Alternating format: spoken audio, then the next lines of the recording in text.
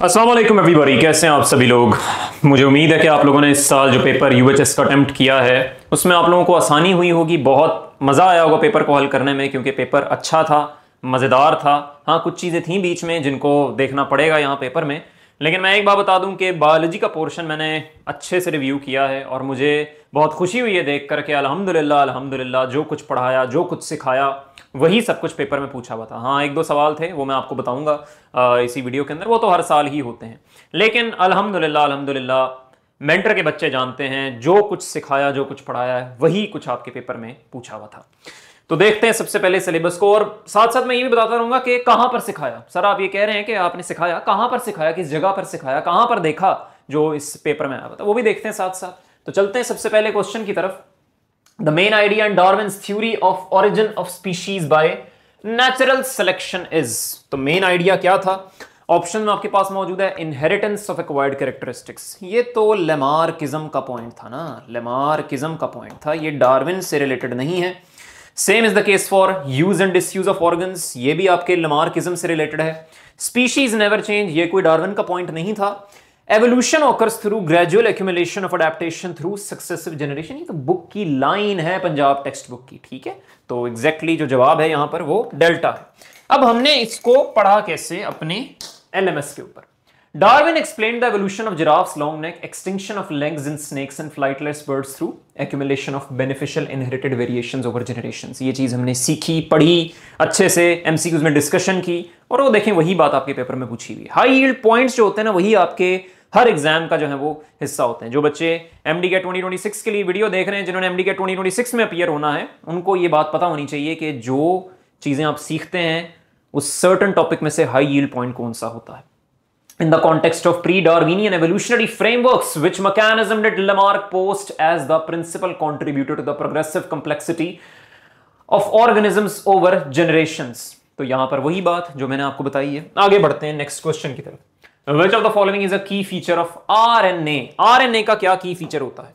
तो देखिएगा यहां पर डीएनए और आरएनए जो डिफरेंस होता है वो एक तो शुगर में लाया करता है और एक नाइट्रोजनस बेस में लाया करता है, वरना ऐसा कोई डिफरेंस नहीं होता। आरएनए के अंदर माइंड में रखना है राइबोज शुगर मौजूद होती है, राइबोज शुगर मौजूद होती है। अब इस राइबोज शुगर में जब मैं सेकंड कार्बन पर से OH में से ऑक्सीजन को निकाल देता हूं तो ये डीऑक्सीराइबोज बन जाती है, और ये डीऑक्सीराइबोज आपके डीएनए का हिस्सा होती है। डीऑक्सीराइबोज आपके डीएनए का हिस्सा होती है। इसके अलावा क्या डिफरेंस होता है? जो नाइट्रोजनस बेसिस होती हैं, एडेनिन, गुवानिन, थायामीन, साइटोसिन। अब थायामीन डीएनए में तो होती है, बट यही थायामीन मिथाइलेटेड है ना, इसकी डीमिथाइलेशन से एक नाइट्रोजनस बेस बनती है यूरासिल, जो कि आरएनए का पार्ट होती है, डीएनए का पार्ट नहीं होती। तो की फीचर ऑफ आरएनए आपने बताना है। डीऑक्सीराइबोज तो बिल्कुल गलत है, डबल स्ट्रैंडेड फीचर नहीं होता। हाँ, कुछ वायरसेस में आपको डबल स्ट्रैंडेड आरएनए नजर आता है, but not ordinarily. Ribose and uracil बिल्कुल ठीक है।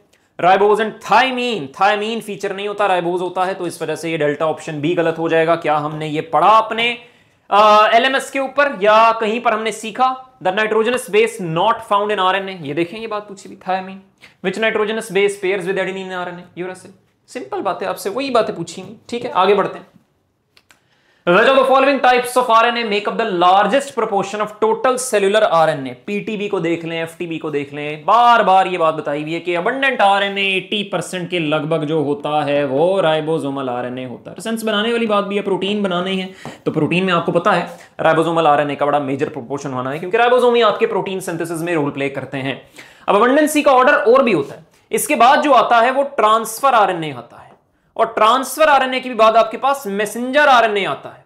और फेडरल की बुक की एक लाइन बता रहा हूं, उसमें लॉन्गेस्ट आरएनए कौन सा होता है? वो भी राइबोसोमल। कुछ बच्चे यहां मैसेंजर आरएनए को लगाते हैं, नहीं, मैसेंजर आरएनए की वेरिएबल लेंथ होती है। जो लार्जेस्ट आरएनए लिखा वो भी फेडरल की बुक की लाइन है, वो भी राइबोसोमल आरएनए होता है, सबसे अबंडेंट भी, सबसे लार्जेस्ट भी। यहां पर लार्जेस्ट प्रोपोर्शन का पूछा गया तो क्या जवाब होगा? राइबोसोमल आरएनए, ठीक है। और ऑर्डर मैंने आपको बता दिया, यही सवाल आगे भी रिपीट हुआ है, रिपीटेड क्वेश्चन जो है वो इस साल पूछे गए। आगे बढ़ते हैं, अब देखते हैं कि ये हमने कहां सीखा। अब देखें कैसे मैंने इतनी सारी स्टेटमेंट्स एक ही क्वेश्चन में, कितनी एडवांस्ड वर्जन आपको प्रैक्टिस करवा रखी है। उसके बाद एक छोटा सा सवाल आपके सामने, तो ये कुछ भी नहीं लगता। आप देखें जरा, which of the following statement best describe the relative abundance and role of RNA types? Abundance भी पूछी हुई है, रोल भी पूछा हुआ है। तो अबंडेंस उसने आपसे एक चीज पूछी है पेपर में, तो यहां पर देखें messenger RNA, ribosomal RNA is the least abundant, यहां से ये गलत हो जाता है। अब इसकी एक्सप्लेनेशन को अगर देखेंगे ना, ribosomal RNA is actually the most abundant form of RNA, ये पॉइंट आपको मिल जाता है। तो इसके अलावा भी कितने सारे पॉइंट्स आपको सीखने को मिलते हैं, वो किसी और वीडियो में डिस्कस करेंगे, टाइम नहीं है। The bacterium Treponema pallidum is responsible for which sexually transmitted disease. बच्चों कोई मुश्किल बात नहीं है, आपकी बुक की लाइन है, फेडरल की, केपीके की, बीटीबी की, पंजाब टेक्स्ट बुक की, हर बोर्ड की बुक में ये वाली बात है। जिसने ये भी गलत किया होगा तो फिर देख लो अपने आप को, ये सिफिलिस है, ठीक है। ट्रिपोनिमा पैलिडम एक बैक्टीरिया है जो कि सिफिलिस सेक्सुअली ट्रांसमिटेड डिजीज को करता है। अब इस सिफिलिस की भी आगे स्टेजेस होती हैं, primary, secondary, tertiary, different characteristic features होते हैं। प्राइमरी को हम कैनकरी से, हार्ड रैशेस से कैरेक्टराइज, हार्ड आपके पास जो प्लेक्स बनते हैं उनसे कैरेक्टराइज करते हैं, कैनकरी जो है वो कहते हैं। सेकेंडरी सिफिलिस को स्किन रैशेस से कैरेक्टराइज करते हैं। टर्शरी सिफिलिस को बीटीबी की बुक कहती है गमास से कैरेक्टराइज करते हैं। क्लाइमेडिया भी एक सेक्सुअली ट्रांसमिटेड डिजीज है, लेकिन ट्रिपोनिमा पैलिडम उसको कॉज नहीं करता। गनरवा एक ग्राम नेगेटिव बैक्टीरिया, जो निजरिया गनरवा होता है, पंजाब वाले बच्चे इसको ग्राम पॉजिटिव याद रखेंगे, तो ये गलत हो जाएगा। जेनिटल हर्पिस, ठीक है, जेनिटल हर्पिस जो है वो भी गलत है, ये भी हर्पिस सिंप्लेक्स वायरस से कॉज होता है। तो इसका जवाब क्या है अल्फा। क्या हमने ये एलएमएस में प्रैक्टिस किया? बिल्कुल एग्जैक्टली क्वेश्चन प्रैक्टिस किया। Infectious agent of syphilis Treponema pallidum. आगे बढ़ते हैं। Tissue fluid in a lymphatic system is called as, क्या कहलाता है? बहुत ही आसान सवाल। टिश्यू फ्लूइड जो लिम्फेटिक सिस्टम का होता है वो लिम्फ कहलाता है। वो प्लाज्मा नहीं होता, वो मैट्रिक्स नहीं होता, ब्लड आपके पास सर्कुलेटरी सिस्टम का फ्लूइड होता है। क्या हमने ये चीज प्रैक्टिस की? बिल्कुल प्रैक्टिस की। The lymph that passes through lacteal, lacteal क्या है? एक लिम्फेटिक कैपिलरी है और लिम्फ उसमें से पास करता है, जो उसका फ्लूइड कहलाता है। Has a milky appearance because of, ये ही हमने एक्स्ट्रा बात पढ़ी कि उसमें फैट कंटेंट जो ज्यादा होता है। हम ये पढ़ते हैं ना, फैट डाइजेशन के अंदर जो काइलोमाइक्रोन्स बनते हैं, उन काइलोमाइक्रोन्स ने आपके पास जब टेप करवाना है तो वो पहले लिम्फेटिक सिस्टम के थ्रू होता हुआ फिर आपकी ब्लड स्ट्रीम के अंदर एंटर करता है, ठीक है। पूरा पाथवे जो है वो हमने पढ़ा था। आगे देखें, which one of the following biomolecules is a polymer? Polysaccharide कौन सा है? तो सुक्रोज आपके पास क्या है? एक डाइसेक्राइड है, डाइसेक्राइड है, ठीक है, डाइसेक्राइड है। किससे बनता है? ग्लूकोज और फ्रक्टोज से बनता है। पेंटोज तो एक मोनोसेक्राइड है, बिल्कुल ही गलत है। लैक्टोज आपके पास गैलेक्टोज और ग्लूकोज से बनता है, तो ये भी गलत है। ग्लाइकोजन जो है वो आपके पास क्या है? एक पोलीमर है। ढेर सारे ग्लूकोजेस आपके पास लीनियर चेन में भी, ब्रांच चेन में भी। इसमें लिंकेजेस जो है वो उसे पूछनी चाहिए थी, लेकिन उसने पूछी नहीं, आसान सवाल पूछा। अल्फा 1,4 लिंकेज और अल्फा 1,6 लिंकेजेस जो है वो यहाँ पर मौजूद होती हैं। ठीक हो गया बच्चों, ये जो है वो यहाँ पर मेंशन करते हैं। आगे बढ़ते हैं। ये हमने क्या सीखा? A researcher notes that a certain polysaccharide is easily broken down by human digestive enzyme. Which of the following is the most likely candidate? बिल्कुल ये देखें, हमने भी देखा। सेलुलोज आपके पास इजीली ब्रोकन डाउन नहीं होता, ठीक है। काइटिन आपके पास इजीली ब्रोकन डाउन नहीं होता ह्यूमन डाइजेस्टिव एंजाइम से। ग्लाइकोजन जो है वो इजीली ब्रेक डाउन हो रहा होता है। पेप्टिडोग्लाइकेन हेटेरोपॉलीसेकेराइड है, ठीक है। आगे बढ़ते हैं। Olfactory receptors are the type of, olfactory receptors किसके होते हैं? स्मेल से रिलेटेड रिसेप्टर्स होते हैं। इन ऑल्फैक्टरी रिसेप्टर्स का क्या काम होता है? स्मेल से रिलेटेड डिटेक्शन करना। तो ये कौन सी सेंसेशन होती है? ये आपके पास कीमो रिसेप्टर्स वाली सेंसेशन होती है। डेल्टा ऑप्शन के साथ जो है वो जाएंगे। फोटो रिसेप्टर्स आपके पास इलेक्ट्रोमैग्नेटिक रिसेप्टर्स होते हैं, जो कि लाइट की सेंसेशन को डिटेक्ट करते हैं, इसको इलेक्ट्रिकल स्टिमुलस में कन्वर्ट करते हैं। मैकेनो रिसेप्टर्स जो होते हैं वो आपके पास इक्विलिब्रियम को, प्रेशर को डिटेक्ट करते हैं। थर्मो रिसेप्टर्स आपके पास हीट और कोल्ड की सेंसेशन को डिटेक्ट करते हैं। ठीक हो गया। क्या ये हमने एलएमएस पे सीखा? बिल्कुल, ये आपके सामने नजर आ रहा है। If a new drug blocks chemical receptors in the nasal cavity, what sensory function would be primarily affected? तो यहां पर ये सिर्फ चीज आपको नहीं सिखाई गई कि आपने olfactory receptors का नाम याद रखना है, आपने ये भी याद रखना है कि अगर एक ड्रग उनको ब्लॉक कर दे तो कौन सी चीज अफेक्ट होगी, जो उनका काम है वो अफेक्ट होगा। Smell as these are the chemo receptors, ठीक है। और इसके अलावा ये डिफरेंट स्टेटमेंट्स के साथ भी आपको यही बात जो बार बार बताई गई कि टेस्ट रिसेप्टर्स भी होते हैं टंग में, ऑल्फैक्टरी रिसेप्टर्स, ये देखें ये वाली बात की पास्ट पेपर का रेफरेंस भी दिया हुआ है यहाँ पे, both are examples of chemo receptors बच्चों, ठीक है। तो बड़ा ध्यान से चीजों को जो है वो सोच सोच के पहले प्रैक्टिस करवाया था। Which of the following organisms eliminate nitrogenous waste mainly in the form of uric acid? तो यूरिक एसिड की फॉर्म में वो एक्सक्रीट करेंगे जो बहुत ही ज्यादा ऐसी एनवायरमेंट रहते हैं जहां पर पानी की कमी है, और चूंकि यूरिक एसिड पानी बहुत कम अपने साथ एक्सक्रीट कर निकलता है, तो इसका जवाब क्या है? यूरिकोटेलिक स्पीशीज को ऑप्ट करना है। फ्रेश वाटर फिश यहां पर जवाब नहीं होगा। क्यों नहीं होगा? क्योंकि ये क्योंकि ये अमोनिया को एक्सक्रीट करेगा, ये तो ऑलरेडी फ्रेश वाटर में है, ये ज्यादा पानी को एक्सक्रीट करना चाहेगा। एम्फीबियंस भी नहीं होगा, ये टेरेस्ट्रियल है, यूरिया को एक्सक्रीट करेंगे। बर्ड जो है वो बिल्कुल जवाब है इसका, और मैमल्स भी यूरिया को एक्सक्रीट करते हैं। वो आपके पास बर्ड जो है वो एग्जैक्ट बुक की जो है वो लाइन है, और ये हमने क्या प्रैक्टिस किया एलएमएस पर? बिल्कुल प्रैक्टिस किया। Birds and many reptiles are uricotelic organisms. ठीक है, रेप्टाइल्स का भी बताया, बर्ड्स का भी बताया। Form insoluble crystals conserving water, क्योंकि ये ऑलरेडी ऐसी एनवायरनमेंट में रहते हैं जहां पर उनको पानी कंजर्विंग करना बड़ा जरूरी है, नहीं करेंगे तो नुकसान होगा। आगे बढ़ते हैं। Which of the following cells possess Nissl's granules? तो निजल्स ग्रेन्यूल्स याद रखना है, ये होते हैं RER प्लस राइबोसोम्स। ठीक है, प्रोटीन सिंथेसिस में अपना रोल प्ले करते हैं। कोलिन एसिटाइल ट्रांसफेरेज एक एंजाइम होता है, उसको बनाते हैं, जो कि अल्टीमेटली चलकर आगे एसिटाइल कोलिन को बनाएगा। तो ये आपके पास कहां पे होता है? WBC में नहीं होता, RBC में नहीं होता, प्लेटलेट्स में भी नहीं होता। जवाब इसका क्या होगा? नर्व सेल्स के साथ ये एसोसिएटेड है। वहां पर RER और राइबोसोम्स का जो ग्रुप होता है उसको हम क्या कहते हैं? निजल्स ग्रेन्यूल्स बच्चों। और एक बात माइंड में रहे, ये ग्रेन्यूल्स जो होते हैं ये एक्सॉन्स में मौजूद नहीं होते। तो फिर इन एक्सॉन्स तक कैसी प्रोटीन्स पहुंचती हैं? सेल बॉडी से न्यूरोनल ट्रैफिकिंग के थ्रू। क्या मैंने कहा? न्यूरोनल ट्रैफिकिंग के थ्रू आपके पास ये प्रोटीन्स जो हैं वो एक्सॉन्स तक पहुंचती हैं बच्चों। ठीक हो गया, आगे बढ़ते हैं नेक्स्ट क्वेश्चन की तरफ। नेक्स्ट क्वेश्चन से पहले क्या ये प्रैक्टिस किया? निजल्स बॉडीज इन न्यूरॉन्स, ये वाली बात लिखी हुई, इसके साथ ये भी बताया इनकी कॉम्पोजिशन क्या। आगे क्वेश्चन में यही वाली बात दोबारा पूछी भी है, तो ये हमने प्रैक्टिस किया। आगे बढ़ते हैं। Which part of human brain is involved in maintaining the posture and balance of the body? Past paper का क्वेश्चन है, इस साल भी पूछा गया और नेक्स्ट ईयर में भी पूछा जाना है। ये मेरी प्रेडिक्शन है, इसको देख लीजिएगा आप नेक्स्ट ईयर, क्योंकि बार बार पूछा जाने वाला सवाल है। पोस्चर को मेंटेन कर रहा है, बैलेंस को मेंटेन कर रहा है। एक बंदा अगर लड़खड़ा कर चल रहा है तो लड़खड़ा कर चलने से क्या मुराद है? कि उसका वो ब्रेन पोर्शन जो पोस्चर को मेंटेन कर रहा है, जो उसकी अपराइट बॉडी बैलेंस को मेंटेन कर रहा है, वो डिसरप्टेड है। वो कौन सा पार्ट है? वो सेरिबेलम है। सेरिब्रम क्रिटिकल थिंकिंग में इन्वॉल्व है। हाइपोथैलेमस आपके पास हंगर, थर्स्ट, बहुत सारे न्यूक्लिया इसमें मौजूद होते हैं। मेडुला ऑब्लोंगेटा आपके पास CO2 लेवल्स को डिटेक्ट करता है। ये पूछा गया इस साल आपके इस पेपर में, भी दिखाता हूं। बहुत अच्छा सवाल था, बेस्ट सवाल था ये वाला, जो जिसमें हाइपोथैलेमस और मेडुला ऑब्लोंगेटा दोनों का ऑप्शन मौजूद था। तो देखिएगा क्या ये चीज हमने प्रैक्टिस की। तो यहां पर देखें, हमने इस चीज को पढ़ा बहुत सारी बातों के साथ। देखें, इसने ना हमारे क्वेश्चन ऐसे हैं जो आपके 8 क्वेश्चंस को कवर कर रहे हैं, और उन्हीं में से बहुत सारी बातें हम एक्सप्लेनेशन में भी पढ़ते हैं, जबकि उसमें से एक बात जो आपसे पूछ लेता है। तो देखें, medulla oblongata is a part of forebrain, controls heart rate, breathing. Medulla oblongata का फंक्शन बताया। सेरिबेलम, जो कि आपसे पूछा गया पेपर के अंदर, responsible for maintaining body position, guiding smooth, साथ रेफरेंस भी जो आपसे पास्ट पेपर में पूछे जा चुके हैं। आगे बढ़ते हैं नेक्स्ट क्वेश्चन की तरफ। आर्थराइटिस इज डम्ब क्वेश्चन, इंतहाई डम्ब क्वेश्चन। ये कैसा सवाल है? आर्थराइटिस की डेफिनेशन पूछी जा रही है। इन्फ्लेमेशन ऑफ जॉइंट्स होता है, बाकी तो कुछ भी नहीं बनता। हर्निएशन ऑफ ये तो आपके पास जवाब नहीं। फ्यूजन ऑफ इनवर्टिब्रल डिस्क, ये और तरह की बीमारियां हैं, यहां पर ये जवाब नहीं होगा। तो ये तो एग्जैक्टली बुक की लाइन है, और ये भी हमने प्रैक्टिस की हुई है। Which of the following is not related to arthritis? तो इन्फ्लेमेशन ऑफ जॉइंट जो बात उसने पूछी है वो तो रिलेटेड है। Auto immune disease, rheumatoid arthritis, ये भी रिलेटेड है। Leading cause of disability in patients over the age of 65, ये भी बिल्कुल ठीक है। ऑस्टियोआर्थराइटिस से रिलेटेड केपीके की बुक की लाइन है। इन्फ्लेमेशन ऑफ नर्व नहीं होता ये, ठीक है। जॉइंट्स से रिलेटेड बीमारी है ये। आगे बढ़ते हैं। Which type of joint is present in pubis symphysis? तो ये बात माइंड में रहे, प्यूबिस सिम्फिसिस में ये हम पढ़ते हैं कि इनमें कौन कौन से जॉइंट्स होते हैं। तो प्यूबिस सिम्फिसिस में और इनवर्टिब्रल डिस्क में मेंशन करते हैं कि हमारे पास फाइब्रस नहीं, फाइब्रस कार्टिलेज होता है, फाइब्रस जॉइंट नहीं, मूवेबल जॉइंट नहीं, कार्टिलेजिनस जॉइंट, ठीक है। स्लाइटली मूवेबल जॉइंट जो मौजूद होते हैं, फ्रीली मूवेबल जॉइंट भी नहीं होगा। चार्ली जो है वो इसका जवाब है। आगे बढ़ते हैं नेक्स्ट क्वेश्चन की तरफ। क्या ये हमने नेक्स्ट क्वेश्चन से पहले क्या ये प्रैक्टिस किया? Pubis symphysis, intervertebral disc are the example of cartilaginous joint. LMS पे प्रैक्टिस किया था बच्चों, ठीक।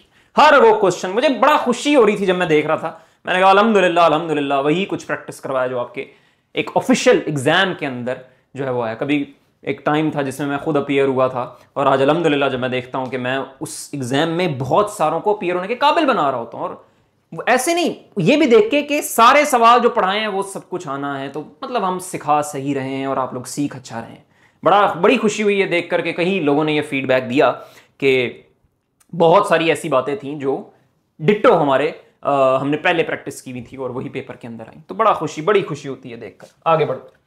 Which type of neurons stimulate muscles to contract and reflex arc? तो मसल आपके पास एक क्या है? इफेक्टर है, और आपने माइंड में रखना है, ये आपकी बुक की लाइन है। इफेक्टर को कौन स्टिमुलेट करता है? Motor neuron. पूरा रिफ्लेक्स आर्क पाथ पे पढ़ेंगे तो पहले आपके पास यहां पर रिसेप्टर्स आते हैं, रिसेप्टर्स जाते हैं आपके पास स्पाइनल कॉर्ड तक। स्पाइनल कॉर्ड में इंटर न्यूरॉन के साथ साइनैप्स करके रिसेप्टर असल में होती है सेंसरी न्यूरॉन की एंडिंग्स होती हैं, ठीक है। सेंसरी न्यूरॉन से फिर वो सिग्नल जाता है स्पाइनल कॉर्ड में, वहां पर इंटर न्यूरॉन्स जो मौजूद होते हैं, फिर इनका जो साइनैप्स बनता है मोटर न्यूरॉन, और फिर मोटर न्यूरॉन्स जो जाकर आपके पास मसल्स को जो है वो कहते हैं कि तुम रिस्पॉन्ड करो, ठीक है, एक्शन को प्रोड्यूस करो, या ग्लैंड्स को भी स्टिमुलेट कर सकते हैं। तो यहां पर जवाब क्या होगा? Motor neuron. क्या ये चीज हमने प्रैक्टिस की? बिल्कुल प्रैक्टिस की, डिटेल में प्रैक्टिस की। Effectors are the components of nervous coordination which respond to signals coming from motor neurons. Exact question. आगे बढ़ते हैं। Which of the following statements best compare cell division in prokaryotic and eukaryotic cell? अब ये आपको LMS पे नहीं मिलेगा, लेकिन ये आपको फिर भी मैंने पढ़ाया है। कहां पढ़ाया है देखते हैं इस चीज को। ये आपके पास एक लेक्चर का स्क्रीनशॉट है। इस लेक्चर के स्क्रीनशॉट में बेतहाशा प्रोकैरियोटिक यूकैरियोटिक सेल के कैरेक्टरिस्टिक्स पढ़े से उसमें से यहां पर देखें सेल डिवीजन प्रोकैरियोट्स में होती है ए माइटोसिस के थ्रू, जिसको बाइनरी फिशन भी कहते हैं, और यूकैरियोटिक सेल्स में, नॉर्मल सेल्स में माइटोसिस होती है, और जर्म लाइन सेल्स में मियोसिस के थ्रू सेल डिवीजन होती है। ये वाली बात करते हैं। अब यही देखें यहां पर बात पूछी हुई है, eukaryotes divide by budding, budding से डिवाइड करते हैं। ये क्या बात कर दी? गलत हो गया ये तो। प्रोकैरियोट्स से माइटोसिस, ये भी गलत हो गया, तो ये अल्फा तो बिल्कुल गलत है। यूकैरियोट्स यूज बाइनरी फिशन ए माइटोसिस, नहीं बच्चों गलत है। यूकैरियोट्स डिवाइड बाय माइटोसिस ठीक है, प्रोकैरियोट्स बाय बाइनरी फिशन ये अच्छा लग रहा है, चार्ली के साथ जाएंगे। Both use mitosis by cell division, both जो माइटोसिस को यूज नहीं करते प्रोकैरियोट्स नहीं करेंगे, वो ए माइटोसिस से डिवाइड करते। आगे बढ़ते हैं नेक्स्ट क्वेश्चन की तरफ। Which of the following best describes acquired characteristics according to Lamarckism?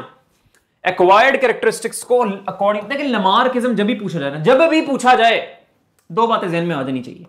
Inheritance of acquired characteristics, inheritance of acquired characteristics,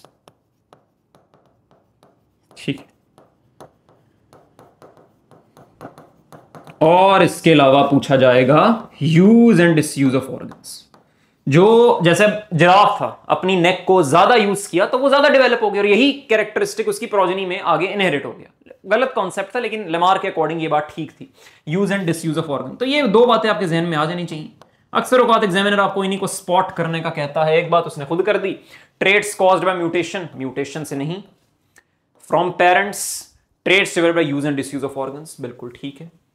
trades selected by nature, ये तो डार्विन के अकॉर्डिंग ठीक है, ये नेचुरल सिलेक्शन की डेफिनेशन है। क्या हमने ये प्रैक्टिस किया? देख लेते हैं एलएमएस पर। Which of the following scenario best exemplifies the inheritance of acquired characteristics as proposed? Example के साथ डिस्कस किया।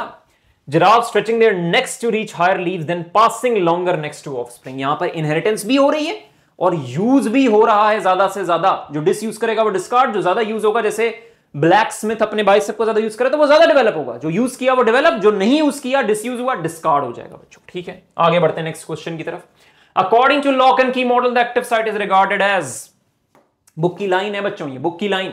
एक्टिव साइट को हम रिजिड कहते हैं और स्पेसिफिक कहते हैं। फ्लेक्सिबल इंड्यूस्ड फिट मॉडल के अकॉर्डिंग कहते हैं, non specific be induced fit model के अकॉर्डिंग कहते हैं फ्लेक्सिबल, ये तो बिल्कुल इंड्यूस्ड फिट मॉडल का है। तो क्या ये चीज हमने प्रैक्टिस की एलएमएस पर? According to lock and key model of enzyme action which of the following best describes the active site? तो बिल्कुल ये देखें यहां पर, it is rigid and fits the substrate like अ की, ठीक है। आगे बढ़ते हैं नेक्स्ट क्वेश्चन की तरफ। Peptide bonds are important in protein because they ये क्या सवाल है बच्चों? ये क्या ही सवाल है? ये ऐसा सवाल है जिसको ऐसे हल करके मुश्किल क्वेश्चन, फिजिक्स पे ट्रैवल करना होता है और फिजिक्स के क्वेश्चन जो जाके हल करने होते हैं। पेप्टाइड बॉन्ड होता है सी एन लिंकेज। इससे क्या होता है? दो अमाइनो एसिड जो है वो आपस में लिंक होते हैं। कार्बोक्सिल एंड और अमाइनो एंड जो है वो मिलता है, जैसे दो अमाइनो एसिड्स की आपस में लिंकेज होती है, और ये अमाइनो एसिड कहां पर मिल रहे होते हैं? ट्रांसलेशन के प्रोसेस में जो है वो मिल रहे होते हैं, और फिर अल्टीमेटली इससे प्रोटीन सिंथेसिस होगा। It holds the R group, नहीं। इट अफेक्ट्स सॉल्युबिलिटी, नहीं बच्चों, वो आर ग्रुप करता है। लिंक अमाइनो एसिड्स, बिल्कुल ठीक है। हेल्प इन रिलीजिंग ऑक्सीजन, गलत है। चार्ली के साथ जाएंगे। आगे बढ़ते हैं नेक्स्ट क्वेश्चन की तरफ। क्या ये हमने प्रैक्टिस किया? हमने तो बल्कि एडवांस तरीके से प्रैक्टिस की। पेंटापेप्टाइड, ये चीज हमने क्या सीखी थी? यहां पर हमने ये चीज सीखा कि कभी भी आपने एक चेन के अंदर पेप्टाइड बॉन्ड के नंबर को कैलकुलेट करना है तो हमेशा n-1 करें। पेंटापेप्टाइड का मतलब है 5 अमीनो एसिड्स हैं, तो 5 माइनस 1 4 आपके पास पेप्टाइड बॉन्ड्स आते हैं, तो ये 4 था। और अमीनो एसिड्स कितने हैं, वो 5 हैं। वो आपको ये पेंटा या जो भी लगा होता है वो बता देते हैं। पेप्टाइड बॉन्ड लिंकेज कौन सी होती है, CN लिंकेज होती है। तो हमने तो बहुत अच्छे से प्रैक्टिस की कर रखी थी। आगे बढ़ते हैं। Why are retroviruses placed in a separate class of RNA viruses? इनमें एक स्पेशल किस्म का एंजाइम होता है जो इनमें रिवर्स ट्रांसक्रिप्शन को प्रमोट करता है। ट्रांसक्रिप्शन क्या होती है, डीएनए से आरएनए का बनना। आरएनए से अगर डीएनए बने तो दैट इज रिवर्स ट्रांसक्रिप्शन बच्चों। They always infect animal cells only नहीं बच्चों, गलत है ये। Their RNA acts directly as messenger RNA, ये बिल्कुल गलत है। Directly as messenger RNA act नहीं करता। दे लैक प्रोटीन कोड होता है, कैप्सिडिन में होता है, कैप्सोमियर्स होते हैं। They use reverse transcriptase to make DNA from RNA, ये इनका एक स्पेशल कैरेक्टर होता है, ठीक है। और इसके ऊपर आप किसी को ऑप्ट नहीं करेंगे। क्या ये चीज मैंने प्रैक्टिस की LMS पर। If HIV want to replicate without using reverse transcriptase, तो ये एक्सक्लूसिव फीचर था ना, तो अगर ये एक्सक्लूसिव फीचर ही रिमूव हो जाएगा तो फिर इसकी ability to infect new cells वही डिसरप्ट हो जाएगी बच्चों, ठीक है। तो हमने तो इसको एप्लीकेशन फॉर्मेट में प्रैक्टिस किया, बड़े फॉर्मेट में प्रैक्टिस किया, तो छोटे फॉर्मेट में अगर पूछा जाएगा तो आसानी से हल करेंगे। आगे बढ़ते हैं नेक्स्ट क्वेश्चन की तरफ। Reversible inhibitors differ from irreversible inhibitors because they, तो इसका जवाब क्या होगा, रिवर्सिबल इनहिबिटर्स आपके पास कोवेलेंट लिंकेजेस नहीं बनाते, इनका इफेक्ट रिवर्स हो सकता है सबस्ट्रेट कंसंट्रेशन को बढ़ाने से। जैसे सबस्ट्रेट कंसंट्रेशन बढ़ेगी, रिवर्सिबल इनहिबिटर्स का इफेक्ट न्यूट्रलाइज हो जाएगा। और चूंकि ये टेम्परेरी लिंकेज को बनाते हैं, जबकि जो इरिवर्सिबल इनहिबिटर्स होते हैं वो कोवेलेंट लिंकेज बनाते हैं, और कोवेलेंट लिंकेज बनाने की वजह से इनका इफेक्ट रिवर्स नहीं हो सकता। तो आपने यहां रिवर्सिबल इनहिबिटर्स का इफेक्ट बताना है जिससे वो डिफर कर रहे होते हैं। दे bind temporarily and can not be removed. देखिए ये बात गलत है, परमानेंटली बाइंड नहीं करते, टेम्परेरीली बाइंड करते हैं। कैन बी रिमूव्ड, बीटा ठीक है। परमानेंटली इनएक्टिवेट द एंजाइम, ये गलत है। Change enzyme substrate structure permanently, ये भी गलत है। ये इरिवर्सिबल इनहिबिटर्स करते हैं। आगे बढ़ते हैं। क्या ये हमने प्रैक्टिस किया। Which type of enzyme inhibition involve the formation of weak linkage, हमने ये बात पढ़ी। टेम्परेरी लिंकेज कौन बनाता है, रिवर्सिबल इनहिबिशन में, ठीक है। आगे बढ़ते हैं। Which is an enzyme activator secreted by the intestinal glands? अब जरा स्टेटमेंट को गौर दें, नम्स में भी सवाल आया ये इस साल, नम्स में भी आया और आपके एमडी कैट में भी आया। एंजाइम एक्टिवेटर कौन सा होता है, देखना मैं बता रहा हूं। पेनक्रियास से एक एंजाइम आता है ट्रिप्सिनोजन। ये ट्रिप्सिनोजन आपके पास कन्वर्ट होता है ट्रिप्सिन में वाया एंटीरोकाइनेज, ठीक है। अब ये एंटीरोकाइनेज कहां से आता है, ये इंटेस्टिन से आता है, और ये आपके पास इस ट्रिप्सिनोजन को ट्रिप्सिन में कन्वर्ट कर रहा है, फिर वो अल्टीमेटली जाकर प्रोटीन्स को तोड़ेगा। तो एंजाइम एक्टिवेटर कौन हुआ, एंटीरोकाइनेज हुआ, एमाइलेज तो नहीं है। ट्रिप्सिनोजन एक इनएक्टिव एंजाइम है, और इसको एक्टिवेट कौन करता है, HCl एक्टिवेट करता है, एसिडिक मीडियम। एंटीरोकाइनेज बिल्कुल ठीक है। लाइपेज तो ऑलरेडी एक्टिव एंजाइम है, एंजाइम एक्टिवेटर नहीं है, ठीक है। आगे बढ़ते हैं। क्या ये चीज प्रैक्टिस की, बिल्कुल प्रैक्टिस की। Which enzyme is activated in the small intestine, enterokinase. Which enzyme catalyzes the reaction that produces light in bioluminescent organism like the fruit fly, Photinus spiralis? अब ये है BTB की बुक की इंफॉर्मेशन। मैंने साथ कहा था कि एक एंटीरोकाइनेज को याद रखना है और एक इस लूसीफरेज को याद रखना है। जुगनू में जो लाइट प्रोडक्शन होती है, चमक रहा होता है ना, बचपन में देखते थे, वो लूसीफरेज की वजह से होती है, क्योंकि वो लूसीफेरिन प्रोटीन को बनाता है, ठीक है। In which of the following combination both components have hyaline cartilage? जिसने बच्चों बुक रीड की हुई है ना, उसके लिए हलवा सवाल है, हलवा सवाल। हाइलिन कार्टिलेज कहां पर होता है, at the ends of long bones, at the ends of long bones, और इसके अलावा through out the respiratory tract apart from epiglottis, ठीक है। तो इनवर्टिब्रल डिस्क में तो नहीं होता, एपिग्लॉटिस में भी नहीं होता, ट्रेकिया में होता है, इनवर्टिब्रल डिस्क में नहीं होता, पिनाई में नहीं होता, नोज में होता है। नोज एंड ट्रेकिया बिल्कुल ठीक है, आपके पास डेल्टा जो है वो जवाब है। पिनाई में जो है वो आपके पास इलास्टिक कार्टिलेज होता है। आगे बढ़ते हैं। क्या ये प्रैक्टिस किया, बिल्कुल प्रैक्टिस किया, बार बार प्रैक्टिस किया। अभी दिखाता हूं, ये देखिएगा। Hyaline cartilage is the most abundant type in the human body and is found covering the ends of long bones and joints in the trachea and in the nose। और ये UHS में, KPK में, ईटा में, nums में बार बार सवाल आ चुका है। तो जिसने पास्ट पेपर में कितना एम्फसाइज किया था, कितना एम्फसाइज किया था, और करवाए भी थे प्रैक्टिस, तो जिसने प्रैक्टिस किया देख लें। फिर आगे बढ़ते हैं। According to Lamarck, the evolution of long necks in giraffes is explained by, Lamarck के अकॉर्डिंग स्ट्रेचिंग करने से, यूज ज्यादा करने से जो है वो आई है। तो इसका जवाब क्या होगा, stretching of next over generations. Natural selection एक डार्विनिज्म का पॉइंट था। जेनेटिक म्यूटेशन जो है वो भी डार्विनिज्म में आती है। सर्वाइवल ऑफ द फिटेस्ट भी डार्विन में आती है। हाँ, यहां पर जो केपीके की बुक का पॉइंट था survival of the fittest what the term introduced by Herbert Spencer. Herbert Spencer, हाँ डार्विन ने इसको अपनी थ्योरी में यूज जरूर किया था, लेकिन इंट्रोड्यूस किसने किया था? हर्बर्ट स्पेंसर ने। तो ये भी गलत है, ये भी गलत है, ये भी गलत है, डेल्टा के साथ जाएंगे बच्चों। ठीक है, आगे बढ़ते हैं नेक्स्ट क्वेश्चन की तरफ। उससे पहले क्या ये हमने प्रैक्टिस किया? लॉन्ग नेक ऑफ जिराफ कैसे बनी? उसके ज्यादा यूज की वजह से, क्योंकि जमीनी घास खत्म हो रही है तो ग्रेजिंग के लिए ऊपर दरख्तों को चुगना पड़ेगा, उनसे पत्ते खाने पड़ेंगे, तो अपनी नेक का ज्यादा यूज करना पड़ेगा, जिससे ये नेक गर्दन लंबी हो जाएगी। They stretch their necks to reach higher leaves बच्चों। ठीक है, आगे बढ़ते हैं। The process of spermatogenesis occur in which part of the male reproductive system? बच्चों वाला सवाल है ये, लिटरल बच्चों वाला सवाल है। Seminiferous tubule. मेन डक्ट कौन होती है जो उनको ट्रांसपोर्ट करती है? पूछा जाता है। वेस्ट डिफरेंस होती है। स्क्रोटम क्या होता है? ये एक पाउच होता है जो को बॉडी से हैंग कर रहा है, टेस्टिस को कंटेन किए होता है, कम टेम्परेचर प्रोवाइड करता है, जिससे एफिशिएंटली स्पर्मेटोजेनेसिस होता है। एपिडिडाइमस फाइनल मैच्योरेशन के लिए रिस्पॉन्सिबल होते हैं। अगर पूछा जाए स्पर्म्स अपनी स्विम करने की एबिलिटी कहां पर गेन करते हैं? स्विम करने की एबिलिटी कहां पर गेन करते हैं? तो भी जवाब क्या होगा? एपिडिडाइमस। ये भी गलत हो जाएगा, अल्फा जवाब इसका जवाब है। आगे बढ़ते हैं नेक्स्ट क्वेश्चन की तरफ। उससे पहले क्या ये हमने प्रैक्टिस किया? देखें जरा। After the production in the seminiferous tubule sperms move to the epididymis where they mature and store. तमाम बातें यहां पर शामिल। स्पर्म प्रोडक्शन कहां पे हुई? सेमिनिफेरस ट्यूब्यूल में, यही बात यहां पर बताई थी। ठीक है, आगे बढ़ते हैं। Which layer of uterus nourishes the embryo after implantation? तो ये भी आपकी फेडरल की बुक की लाइन है, जहां पर इंप्लांट होता है वहीं पर नरिश हो रहा होता है। फेडरल की बुक की लाइन एग्जैक्ट एंडोमेट्रियम। ठीक है, यहीं पर इंप्लांट हो रहा होता है। हाँ, ये पूछा जाता कि एक्सपेलिंग ऑफ बेबी में कौन सी लेयर रिस्पॉन्सिबल होती है? तो मस्कुलर कॉन्ट्रैक्शन जो है वो मायोमेट्री में होती है, क्योंकि मस्कुलर लेयर ही है। पूछा जाए ऑक्सीटोसिन का एक्शन कहां पर होता है? तो ऑक्सीटोसिन का एक बात तो माइंड में रखनी है कि एक तो इसका काम होता है गैलेक्टोसोरिया में, इसको कहते हैं मिल्क इजेक्शन। मिल्क इजेक्शन में इसका रोल होता है, यानी कि मेमोरी ग्लैंड्स पर रोल होगा। और इसके अलावा इसका रोल होता है पॉजिटिव फीडबैक देने में। जब सर्विक्स की स्ट्रेचिंग से पॉजिटिव फीडबैक आता है तो ये आपके पास सर्जेस में आकर मायोमेट्रियम को बेबी को एक्सपेल करने का स्टिमुलस देता है। ठीक है, तो ये अपने बातें माइंड में रखनी है, तो ये पूछी जाती है। Which layer of uterine wall is the site of implantation for a fertilized egg? यहीं पर हमने एक्सप्लेनेशन में एक ये बात की थी, साइट ऑफ इम्प्लांटेशन कौन है, और वही आपके पास नरिशमेंट जो है वो प्रोवाइड कर रहा है। ठीक है, आगे बढ़ते हैं नेक्स्ट क्वेश्चन की तरफ। The mains role of messenger RNA during protein synthesis is to. अब ये भी आपकी फेडरल की बुक की एग्जैक्ट लाइन है। मेन रोल क्या होता है मैसेंजर आरएनए का?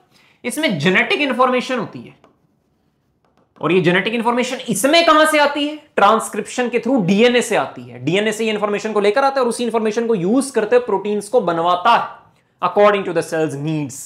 तो it carries genetic information for protein synthesis. Stabilise ribosome, deliver amino acids नहीं बच्चों, डिलीवर अमाइनो एसिड करना ये ट्रांसफर आरएनए का काम होता है। ट्रांसफर आरएनए का अगर आप स्ट्रक्चर देखना चाहते हैं तो अपने माइंड में रखना है, इसका क्लोवर लीफ शेप स्ट्रक्चर होता है। ठीक है, क्लोवर लीफ शेप स्ट्रक्चर होता है, जिसमें आपको यहां पर एंटी कोडॉन लूप नजर आती है, और इसका 3 प्राइम एंड होता है जिसपे CCA सीक्वेंस होती है। इस CCA सीक्वेंस से अमाइनो एसिड जो है बच्चों वो बाइंड करता है। ठीक है, अमाइनो एसिड बाइंड करता है। Provide platform for protein synthesis. अच्छा, कोई बच्चा बहस कर सकता है कि सर इसका ये जवाब क्यों नहीं है? ये भी तो जवाब सही है। अच्छा, मैं ये बात बता दूं कि प्लेटफॉर्म जो होता है ना, वो सिर्फ एक चीज से नहीं बनता। यहां पर राइबोसोम्स भी प्लेटफॉर्म प्रोवाइड करते हैं।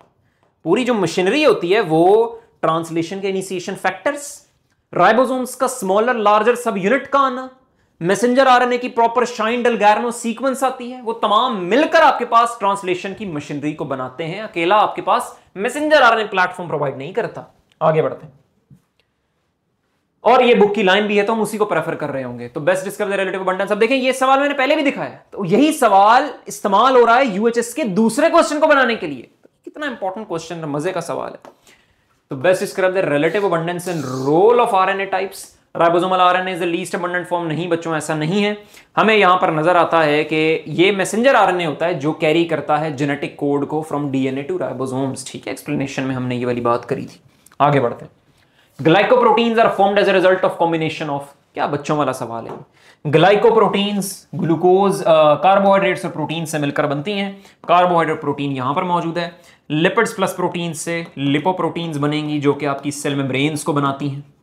ठीक है, तो ये तो वैसे ही गलत है। Nucleic acid and proteins nucleoproteins को बनाएंगी, फैटी एसिड एंड कार्बोहाइड्रेट्स, ये भी जवाब नहीं है, तो बीटा के साथ जाएंगे। ठीक है, आगे बढ़ते हैं नेक्स्ट क्वेश्चन की तरफ।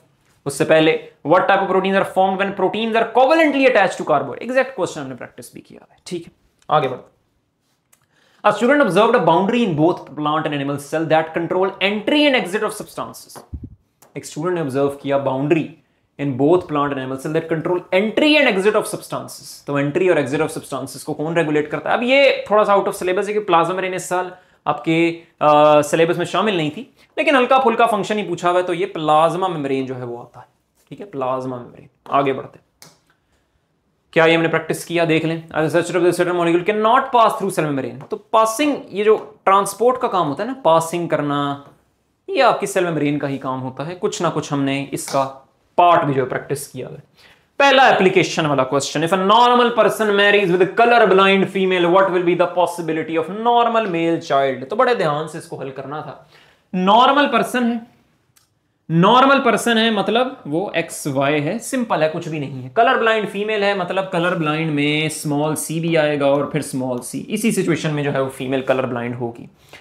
अब इसमें से आएगा एक्स स्मॉल सी गमीट आएगा, यहां पे एक्स आएगा और वाई भी आएगा, तो ये बनेगा एक्स स्मॉल सी एक्स बन जाएगा और ये बनेगा एक्स स्मॉल सी और वाई बन जाएगा। ठीक है, एक्स स्मॉल सी वाई बन जाएगा।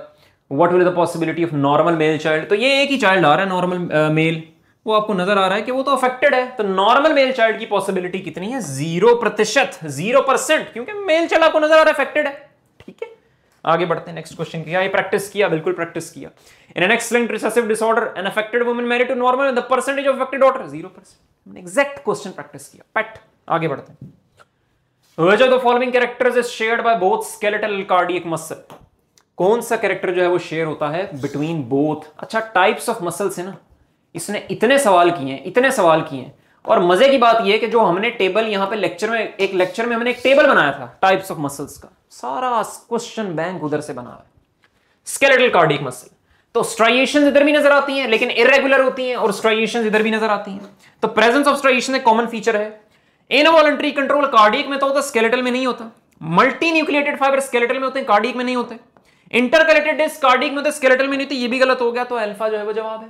ठीक है, अब इसमें देखते हैं क्या ये प्रैक्टिस किया। तो ये लेक्चर का स्क्रीनशॉट है आपके सामने, ये देखिए, ये बात पड़ी हुई, uni nucleated, multi nucleated, difference यहां पे उसने पूछा।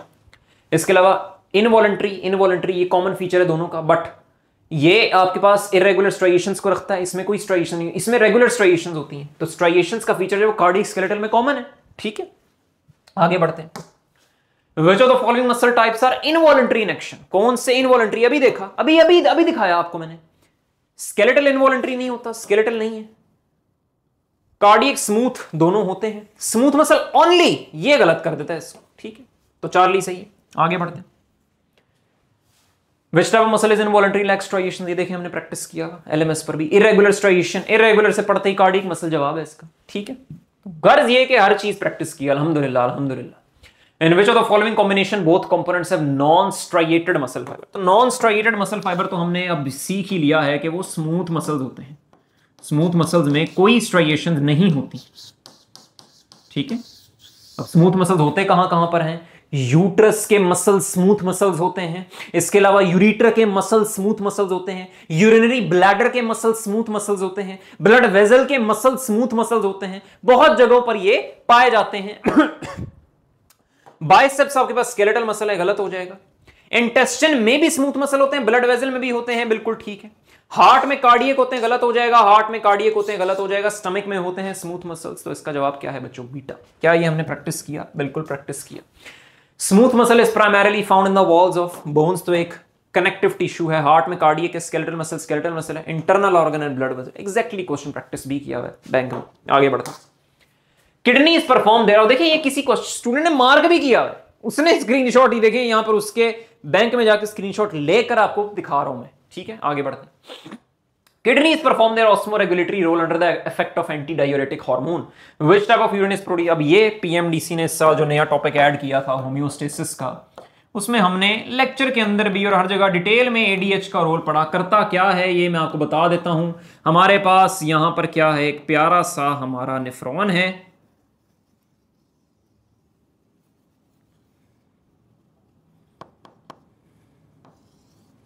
ठीक है,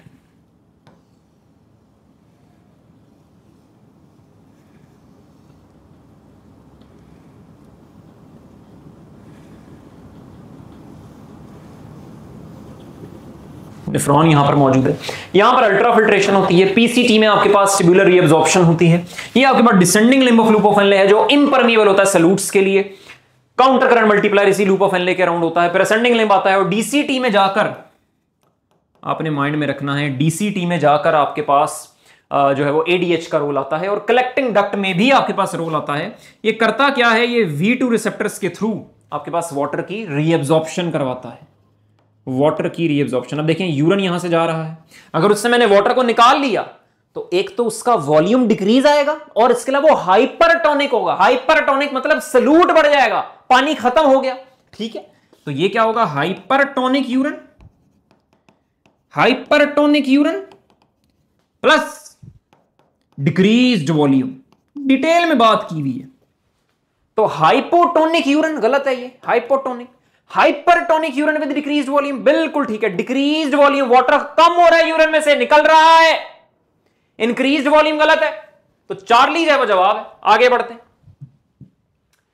क्या ये प्रैक्टिस किया इन अ डिहाइड्रेटेड इंडिविजुअल जिसमें पानी की कमी है, तो पानी की कमी है तो एडीएच आएगा, ये स्टिमुलस होगा, ठीक है, और पानी की रीअब्जॉर्प्शन करवाएगा ताकि पानी की कमी पूरी हो बॉडी में, एडीएच आता है। Reduced antidiuretic hormone secretion would result in, अब देखें एंटीडाययूरेटिक हार्मोन वाटर की रीअब्जॉर्प्शन करवा रहा है, तो अगर ये नहीं आएगा तो बॉडी में क्या पानी रिटेन होगा, जवाब है नहीं होगा, जिसकी वजह से डिहाइड्रेशन जो है वो होगी।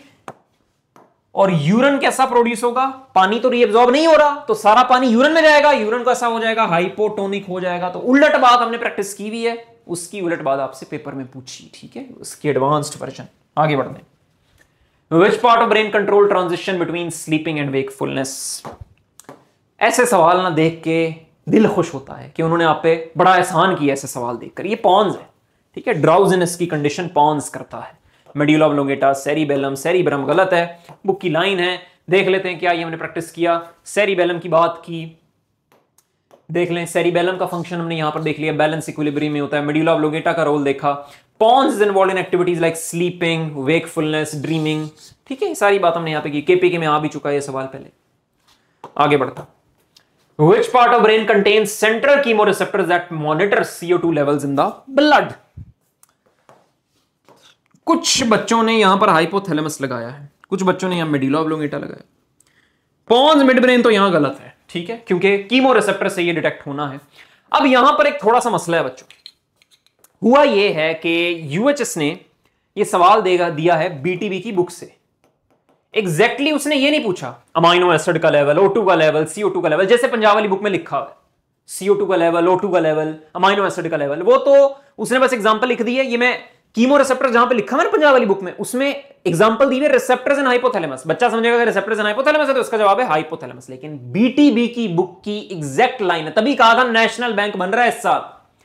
बीटीबी की बुक की लाइन है जिसमें CO2 लेवल्स के लिए स्पेसिफिकली कौन रिस्पॉन्सिबल है बच्चों, मेडुला ऑब्लोंगेटा, उसमें है इसके रिसेप्टर्स, ठीक है।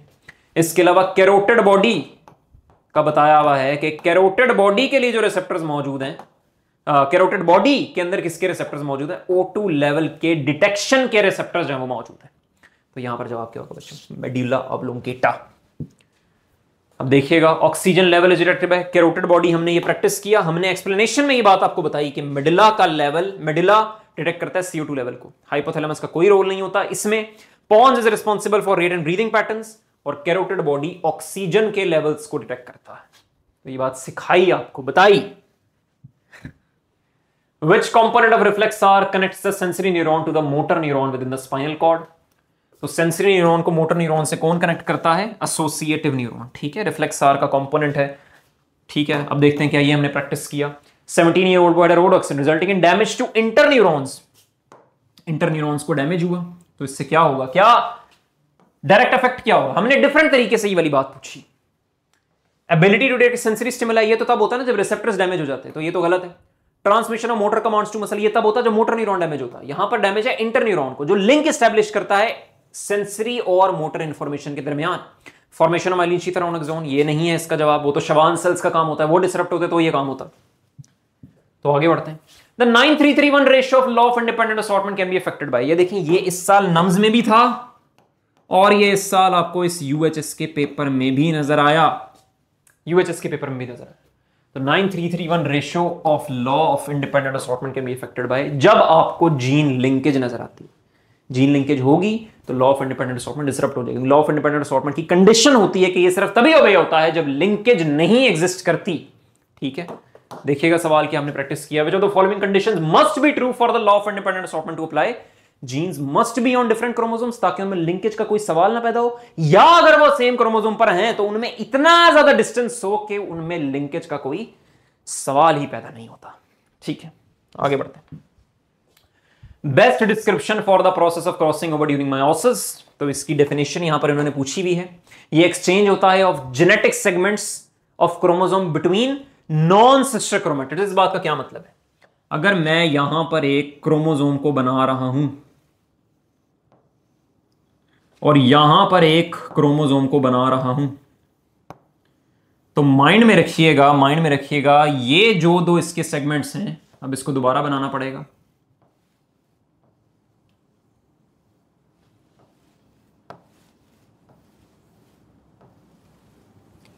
ये देखें, ये दोनों हैं सिस्टर क्रोमेटिड्स, ये दोनों भी सिस्टर क्रोमेटिड्स हैं, ये दोनों नॉन सिस्टर क्रोमेटिड्स थे, उनके जेनेटिक सेगमेंट्स के दरमियान जो एक्सचेंज है दैट इज क्रॉसिंग ओवर।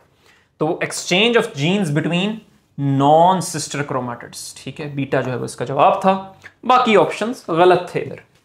क्या ये प्रैक्टिस किया, which process during meiosis 1 leads to exchange of genetic material between homologous chromosomes, तो क्रॉसिंग ओवर जो है इसका जवाब था। Total number of linkage groups in normal human is, जितने होमोलोगस क्रोमोसोम्स होते हैं एक स्पीशीज में उतने ही लिंकेज ग्रुप्स जो मौजूद होते हैं। ह्यूमंस में 23 होमोलोगस क्रोमोसोम मौजूद है, तो 23 ही लिंकेज ग्रुप्स हैं। बुक की लाइन भी है एग्जैक्टली, कोई मुश्किल बात नहीं है, क्या ये हमने प्रैक्टिस किया था, बिल्कुल। How many linkage groups are present in humans, 23 मौजूद है।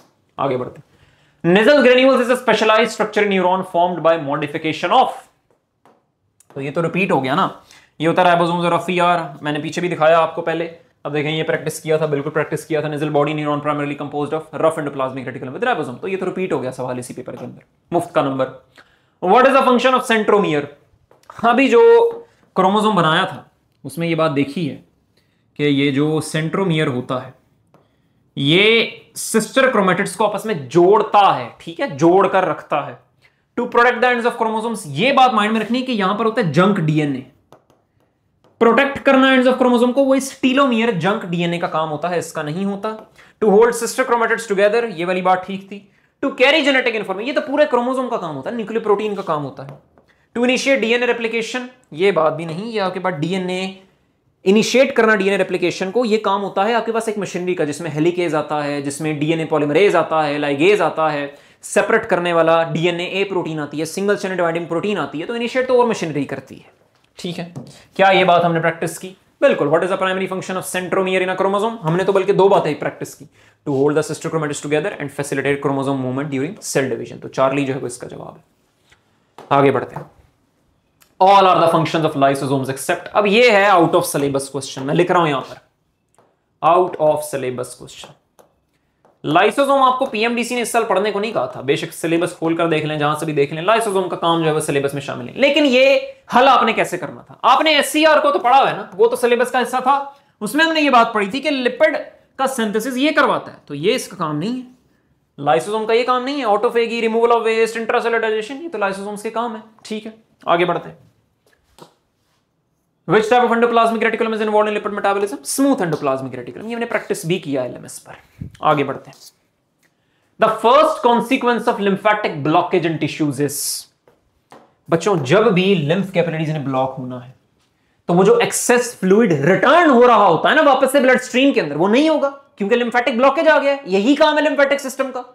तो जो लिम्फेटिक सिस्टम ये फंक्शन ही परफॉर्म नहीं करेगा तो आपको फ्लूइड की एक्यूमुलेशन नजर आएगी, और माइंड में रखेगा जब भी फ्लूइड की एक्यूमुलेशन होती है तो अडीमा की कंडीशन एस्टैब्लिश होती है, fluid accumulation. Deficiency of oxygen, lymphatic fluid आपके पास ऑक्सीजन को कैरी नहीं करता, लॉस ऑफ नर्व सिग्नल, इससे कोई रिलेशन नहीं है। Drop in blood pressure, blood इसका कंपोनेंट नहीं होता लिम्फेटिक सिस्टम का। Access fluid accumulation in tissue, बिल्कुल ठीक है। या टिश्यू स्पेसेस अगर लिखा हो तो दैट इज मोर बेटर। क्या ये प्रैक्टिस किया? Person with damaged thoracic duct experiences fluid buildup, और इसकी एक एक्सटेंडेड बात भी मैंने पूछी on the left side, why? Because there is failure to drain interstitial fluid. ठीक है, वो एक्सेस फ्लूइड जो ड्रेन कर रहा था ब्लड स्ट्रीम के अंदर वो नहीं होगा। आगे बढ़ते हैं नेक्स्ट क्वेश्चन की तरफ। Which of the following is the auditory radius center and center that control reflex movements of eyes? ये पंजाब वाली बुक की लाइन है। रिफ्लेक्स मूवमेंट ऑफ आइज का सेंटर जो होता है वो मिड ब्रेन होता है। क्या ये चीज हमने प्रैक्टिस की? हमने ये प्रैक्टिस की। यहां पर ये देखिएगा, हमने बहुत सारी स्टेटमेंट्स को एक ही एमसीक्यू में प्रैक्टिस किया। Cerebellum responsible for maintaining body position, middle layer of meninges कौन सी होती है ये भी बात प्रैक्टिस की। Reflexes of eyes are primarily controlled by mid brain. UHS के 2017 के रिकंडक्ट में भी ये सवाल आ चुका है, इस साल भी ये सवाल आ चुका है, तो आपने देख लिया इसका जवाब क्या होगा। Which of the following is the correct pathway of nerve impulse? तो देख लें, इधर रिसेप्टर होगा, सेंसरी न्यूरॉन होगा, आपके पास सेल बॉडी होगी, सेल बॉडी में पड़े हुए इंटर न्यूरॉन्स, फिर यहां पे सेल बॉडी नहीं, ये होगा spinal cord. Just a minute, इसको करेंगे इंटर न्यूरॉन से मोटर न्यूरॉन से इफेक्ट जो है वो प्रोड्यूस हो जाएगा। जब इफेक्टर जो है वो स्टिमुलेट होंगे तो करेक्ट पाथवे क्या होगा? रिसेप्टर सीएनएस इफेक्टर, बिल्कुल ठीक है। ये उल्टा हो गया, इफेक्टर पहले आ गया, सीएनएस पहले आ गया, इफेक्टर फिर पहले आ गया। तो कितना आसान सवाल है ये। क्या ये हमने प्रैक्टिस किया? हमने तो इसकी एक्सटेंडेड वर्जन प्रैक्टिस की। Receptor, sensory neuron, CNS, motor neuron, effector, जो मैंने अभी आपको बताया। देखिएगा आगे, the neurotransmitters are secreted by the neuron from. अब ये कई बच्चे समझेंगे कि ये तो कहीं है ही नहीं। बच्चों, आपकी बुक का इमेज है, लेक्चर को जरा देखिएगा। लेक्चर में हम जरा वापस चलते हैं। हमने ये देखा लेक्चर में, हमने देखा कि ईपीएसपी क्या होता है। आईपी, एक सिनेप्टिक वेसिकल में 10,000 मॉलिक्यूल्स ऑफ न्यूरोट्रांसमीटर होते हैं। मैंने आपको इसकी भी प्रैक्टिस करवाई थी कि अच्छा अगर एक में इतने होते हैं तो बताओ आधे में कितने होंगे, पौने में कितने होंगे, 2500 होंगे। डिग्रेडेशन ऑफ न्यूरोट्रांसमीटर, मैंने जब ये लेक्चर का हिस्सा पढ़ाया था मैंने आपको 4 बातें बताई थी। क्या बताई थी? प्री साइनेप्टिक टर्मिनल, यानी कि साइनैप्स का जो पहला हिस्सा होगा, साइनैप्स है ना ये, प्री साइनेप्टिक पहले, post synaptic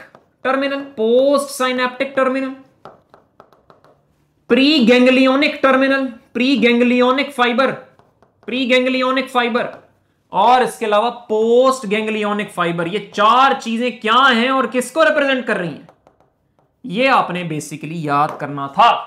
pre synaptic present करता है इस वाले हिस्से को, ये कहलाता है बच्चों आपके पास एक्सॉन, जहां से न्यूरोट्रांसमीटर्स आते हैं। पोस्ट साइनेप्टिक, जहां पर रिसेप्टर्स पड़े होते हैं, वो क्या कहलाता है? डेंड्राइट्स। प्री गैंग्लियोनिक किनको कहते हैं? डेंड्राइट्स को कहते हैं, डेंड्राइट्स को कह देते हैं। पोस्ट गैंग्लियोनिक किनको कहते हैं? एक्सॉन को कह देते हैं बच्चों। ठीक है, पोस्ट गैंग्लियोनिक। तो यहां पर जवाब क्या होना था? Secreted by the neuron from axon ends बच्चों, एक्सॉन एंड से रिलीज होते हैं। आगे बढ़ते हैं। Hippocampus plays an important role in the, अच्छा ये देखिएगा, ये है आपकी पंजाब टेक्स्ट बुक की बुक लाइन। कुछ बच्चे कहेंगे शॉर्ट टर्म मेमोरी यहां क्यों नहीं सही। अच्छा देखें, अब ये बात कुछ हद तक ठीक हो सकती है, बट हम यहां पे बुक लाइन को प्रेफरेंस देंगे, जैसे नम्स में इस साल हुआ था। प्रेफरेंस बुक लाइन को, formation of long term memory. ठीक है, formation of long term memory, alpha beta delta, यहां से गलत हो जाएगा। आगे बढ़ते हैं नेक्स्ट क्वेश्चन की तरफ। उससे पहले structure that plays role in the formation and retrieval of long term memory, hippocampus बच्चों। ठीक है, ये बात हम लोगों ने की। Enzymes activity decreases at very low और हाई पीएच। अब देखें ये ना, वेरी लो का वर्ड और वेरी हाई का वर्ड बड़ा जरूरी है। थोड़ा सा अगर पीएच डिस्टर्ब होना तो वो तो आयनाइजेशन करवा देगा, शायद इनएक्टिविटी हो जाए, लेकिन बहुत ज्यादा कम होना, बहुत ज्यादा बढ़ना, ये आपके पास एंजाइम को डीनेचर करता है, एंजाइम को डीनेचर कर देता है। ऑप्टिमम पीएच पर एंजाइम ने एक्ट करना होता है, और अगर ये नहीं होगा तो फिर एंजाइम ने अल्टीमेटली डीनेचर ही होना है। सबस्ट्रेट कंसंट्रेशन इंक्रीजेस, गलत है। एंजाइम बिकम डीनेचर, ये वाली बात बच्चों बिल्कुल ठीक है। चार्ली भी गलत है और डेल्टा भी गलत है बच्चों। ठीक है, आगे बढ़ते हैं नेक्स्ट क्वेश्चन की तरफ। An enzyme solution is exposed to sudden shift from pH 7 to pH 2। अब हमने यहाँ वेरी लो या वेरी हाई का वर्ड नहीं इस्तेमाल किया। pH 7 to 2 इतना शार्प डिक्रीज आपको दिखाया, तो फिर एक्टिविटी शार्पली डिक्रीज हुई। क्या एक्सप्लेन करता है इस डिक्रीज इन एक्टिविटी को? एंजाइम इज डीनेचर, ये वाली बात जो है वो एक्सप्लेन करती है। ठीक है, आगे बढ़ते हैं। The complementary base pairing in DNA is important because it, अब ये भी पीएमडीसी का इस साल का नया एडेड टॉपिक था, Watson and Crick model of DNA.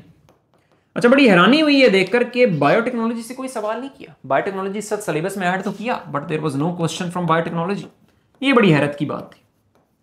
Watson Crick model, अब वाटसन क्रिक मॉडल के अकॉर्डिंग आप लोगों ने माइंड में रखना है maintain the tertiary structure of enzyme, गलत है।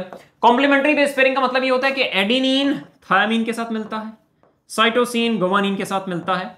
अब ये इनमें देखिएगा provide energy for cell metabolism, ये इसका काम नहीं होता, माइटोकॉन्ड्रिया काम होता है, enabling protein to fold properly, ये भी गलत है। Allow DNA act as genetic blueprint during replication, बिल्कुल ठीक है, क्योंकि देखिए ना डीएनए एक डबल स्ट्रैंडेड मॉलिक्यूल होता है, जब रेप्लिकेशन होनी होती है तो फिर ये स्ट्रैंड्स आपस में सेपरेट होते हैं और फिर इनके ये जो लगे होते हैं ना नाइट्रोजनस बेसिस, नई स्ट्रैंड इन्हीं नाइट्रोजनस बेसिस के कॉम्प्लीमेंट्री सिंथेसाइज हो रही होती है, तो ये कॉम्प्लीमेंट्री बेस पेयरिंग की इंपॉर्टेंट है। अब ये चीज एग्जैक्टली हमने नहीं प्रैक्टिस की, लेकिन फिर भी आप ऑप्शन को अगर देखेंगे तो अल्फा बीटा चार्ली तो यहाँ आंसर नहीं है, डेल्टा जो है उसका जवाब है, तो ये चीज हमने प्रैक्टिस नहीं की थी, इसको देखिएगा जरा। A mature duplicated chromosome consist of, mature duplicated chromosome में क्या होता है, ये भी एक बड़ा मजे का और बड़ा इंटरेस्टिंग क्वेश्चन था। कुछ बच्चों ने जल्दबाजी में इसका डेल्टा लगा दिया होगा, लेकिन वो गलत है। मैच्योर डुप्लीकेटेड क्रोमोसोम में माइंड में रखना है, मैच्योर डुप्लीकेटेड क्रोमोसोम में ये दो डीएनए की आइडेंटिकल स्ट्रैंड्स जो है वो मौजूद होती हैं। To identical double हेलिक DNA molecules, ये एक बुक की लाइन भी है, मुझे एग्जैक्टली नहीं याद अभी। Two identical double helical DNA molecules, ये वाली बात ठीक है। Two different double helical, different से ये बात गलत हो जाती है। A double helical DNA molecule distributed in both chromatid, गलत है ये। Histone chains wrapped around DNA core, अच्छा बच्चों ये उल्टा कर दिया है, ये हिस्टोन कोर होता है जिसके अराउंड डीएनए की चेन्स रैप अराउंड, डीएनए का कोर नहीं होता, तो ये गलत हो जाएगा। अल्फा जो है वो इसका जवाब है, ठीक है। आगे बढ़ते हैं। The most primitive respiratory process occurring in a living cell is, अब ये थोड़ा सवाल आपने देखना है, जो मोस्ट प्रिमिटिव रेस्पिरेटरी प्रोसेस है ना, ये है, देखिए मैं इसको जरा समझा देता हूं आपको। इसका जवाब है ग्लाइकोलिसिस। कैसे? बीटीबी की बुक की लाइन देखिएगा, glycolysis does not need free oxygen, thus probably first life was anaerobic bacteria. तो ये बात आप लोगों ने माइंड में रखनी है कि ये जो लैक्टिक एसिड फर्मेंटेशन है, इससे पहले भी ग्लाइकोलिसिस होता है, अल्कोहलिक फर्मेंटेशन से पहले भी ग्लाइकोलिसिस होता है, और ग्लाइकोलिसिस इटसेल्फ तो ऑक्सीजन डिपेंडेंट है ही नहीं, तो फर्स्ट लाइफ जो इवॉल्व हुई थी वो इसी ग्लाइकोलिसिस से एनर्जी हासिल कर रही थी। तो मोस्ट प्रिमिटिव रेस्पिरेटरी प्रोसेस कौन सा है? Krebs cycle, glycolysis. Krebs cycle तो एक एरोबिक प्रोसेस है, वो तो बिल्कुल ही गलत है, ठीक है।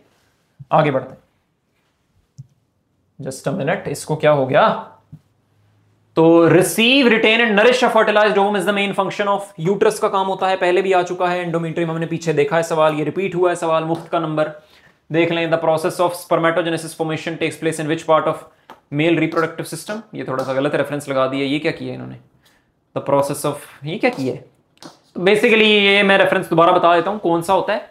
इम्प्लांट करना यूट्रस के अंदर आपके फीटस को, वो क्या नाम है, सॉरी एम्ब्रियो, डेवलप्ड आपके पास एम्ब्रियो को, तो वो किसका काम होता है आपके पास, यूट्रस की एंडोमेट्रियम लेयर का काम होता है, जहां पर नरिशमेंट भी होती है और इम्प्लांटेशन भी होती है। और मायोमेट्रियम का काम क्या होता है, ऑक्सीटोसिन के सर्जिस की वजह से बेबी को एक्सपेल करना फीटस से। आगे बढ़िएगा, रेफरेंस जरा गलत हो गया। प्राइमरी फंक्शन ऑफ लैरिंक्स, तो लैरिंक्स को हम वॉइस बॉक्स भी कहते हैं, काम इसका यही होता है कि ये वॉइस बॉक्स की वॉइस की प्रोडक्शन करवाता है, ह्यूमिडिफाई करना एयर को, गलत है। प्राइमरी फंक्शन की बात की, फिल्टरिंग डस्ट, ठीक हो सकता है। गैसियस एक्सचेंज एल्वियोलाई का काम होता है, ये आपके पास लैरिंक्स का नहीं है काम। वॉइस प्रोडक्शन बिल्कुल ठीक है, डेल्टा के साथ जाएंगे, ठीक है बच्चों।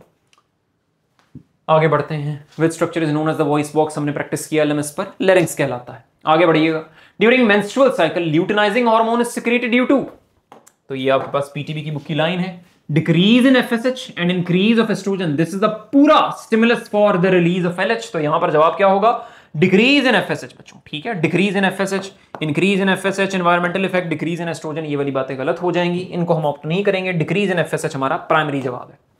आगे बढ़ते हैं नेक्स्ट क्वेश्चन की तरफ। एक मिनट मैं जरा ना इसको देख लूं, जस्ट अ मिनट है, इसको क्या हो रहा। Left and right cerebral hemispheres are connected with each other by corpus callosum, book की लाइन, कॉर्पस कैलोसम से ये कनेक्टेड होते हैं, जिस द बैंड ऑफ एक्सोन जो कि दोनों सेरेब्रल हेमिस्फीयर को कनेक्ट करता है। Left cerebral hemisphere right side of the body को कंट्रोल करता है, राइट आपके पास left side of the body को कंट्रोल करता है। एडिशनल क्वेश्चंस, क्या ये चीज हमने प्रैक्टिस की? बिल्कुल हमने प्रैक्टिस की। Corpus callosum connects which part of brain? Cerebral hemispheres को कनेक्ट करता है। Which is the common feature between cardiac and smooth muscle? Cardiac और स्मूथ मसल्स के दरमियान जो है वो कॉमन फीचर कौन सा है? तो कार्डियक और स्मूथ है ना, तो इनवॉलंटरी, ये हमने पीछे टेबल में भी देखा है, तो बार बार इसी चीज को जो है वो चेक किया हुआ है। ब्रांच्ड आपके पास कार्डियक होते हैं, स्मूथ नहीं होते, वॉलंटरी दोनों ही नहीं होते, तो ये कॉमन फीचर नहीं है, दोनों में नहीं होता। अनब्रांच्ड आपके पास स्मूथ होते हैं, कार्डियक नहीं होते। आगे बढ़ते हैं नेक्स्ट क्वेश्चन की तरफ। क्या ये चीज मैंने प्रैक्टिस की? Which type is involuntary and lakhs striations? Smooth muscle होता है। और इसके अलावा जो चीज हमने प्रैक्टिस की वो यही थी, the joints which cause rotational movements are. तो ये 360 डिग्री रोटेशन देख रहे हैं, 360 डिग्री रोटेशन, ये किसका काम होता है? बॉल एंड सॉकेट जॉइंट का। अगर इन ऑप्शन में देखेंगे तो यहां पर जवाब क्या है? बीटा। ठीक है बच्चों, हिंज जॉइंट यहां पर जवाब नहीं है, वो तो फ्लेक्शन और एक्सटेंशन करवाता है, ये तो वन प्लेनर मूवमेंट होती है। कार्टिलेज नहीं, सूचर्स में तो कोई मूवमेंट ही नहीं होते, स्कल के सूचर्स होते हैं यहाँ पर, ये तो फाइबरस टाइप के होते हैं, इनमें कोई मूवमेंट जो है एग्जिस्ट नहीं करती। ठीक है,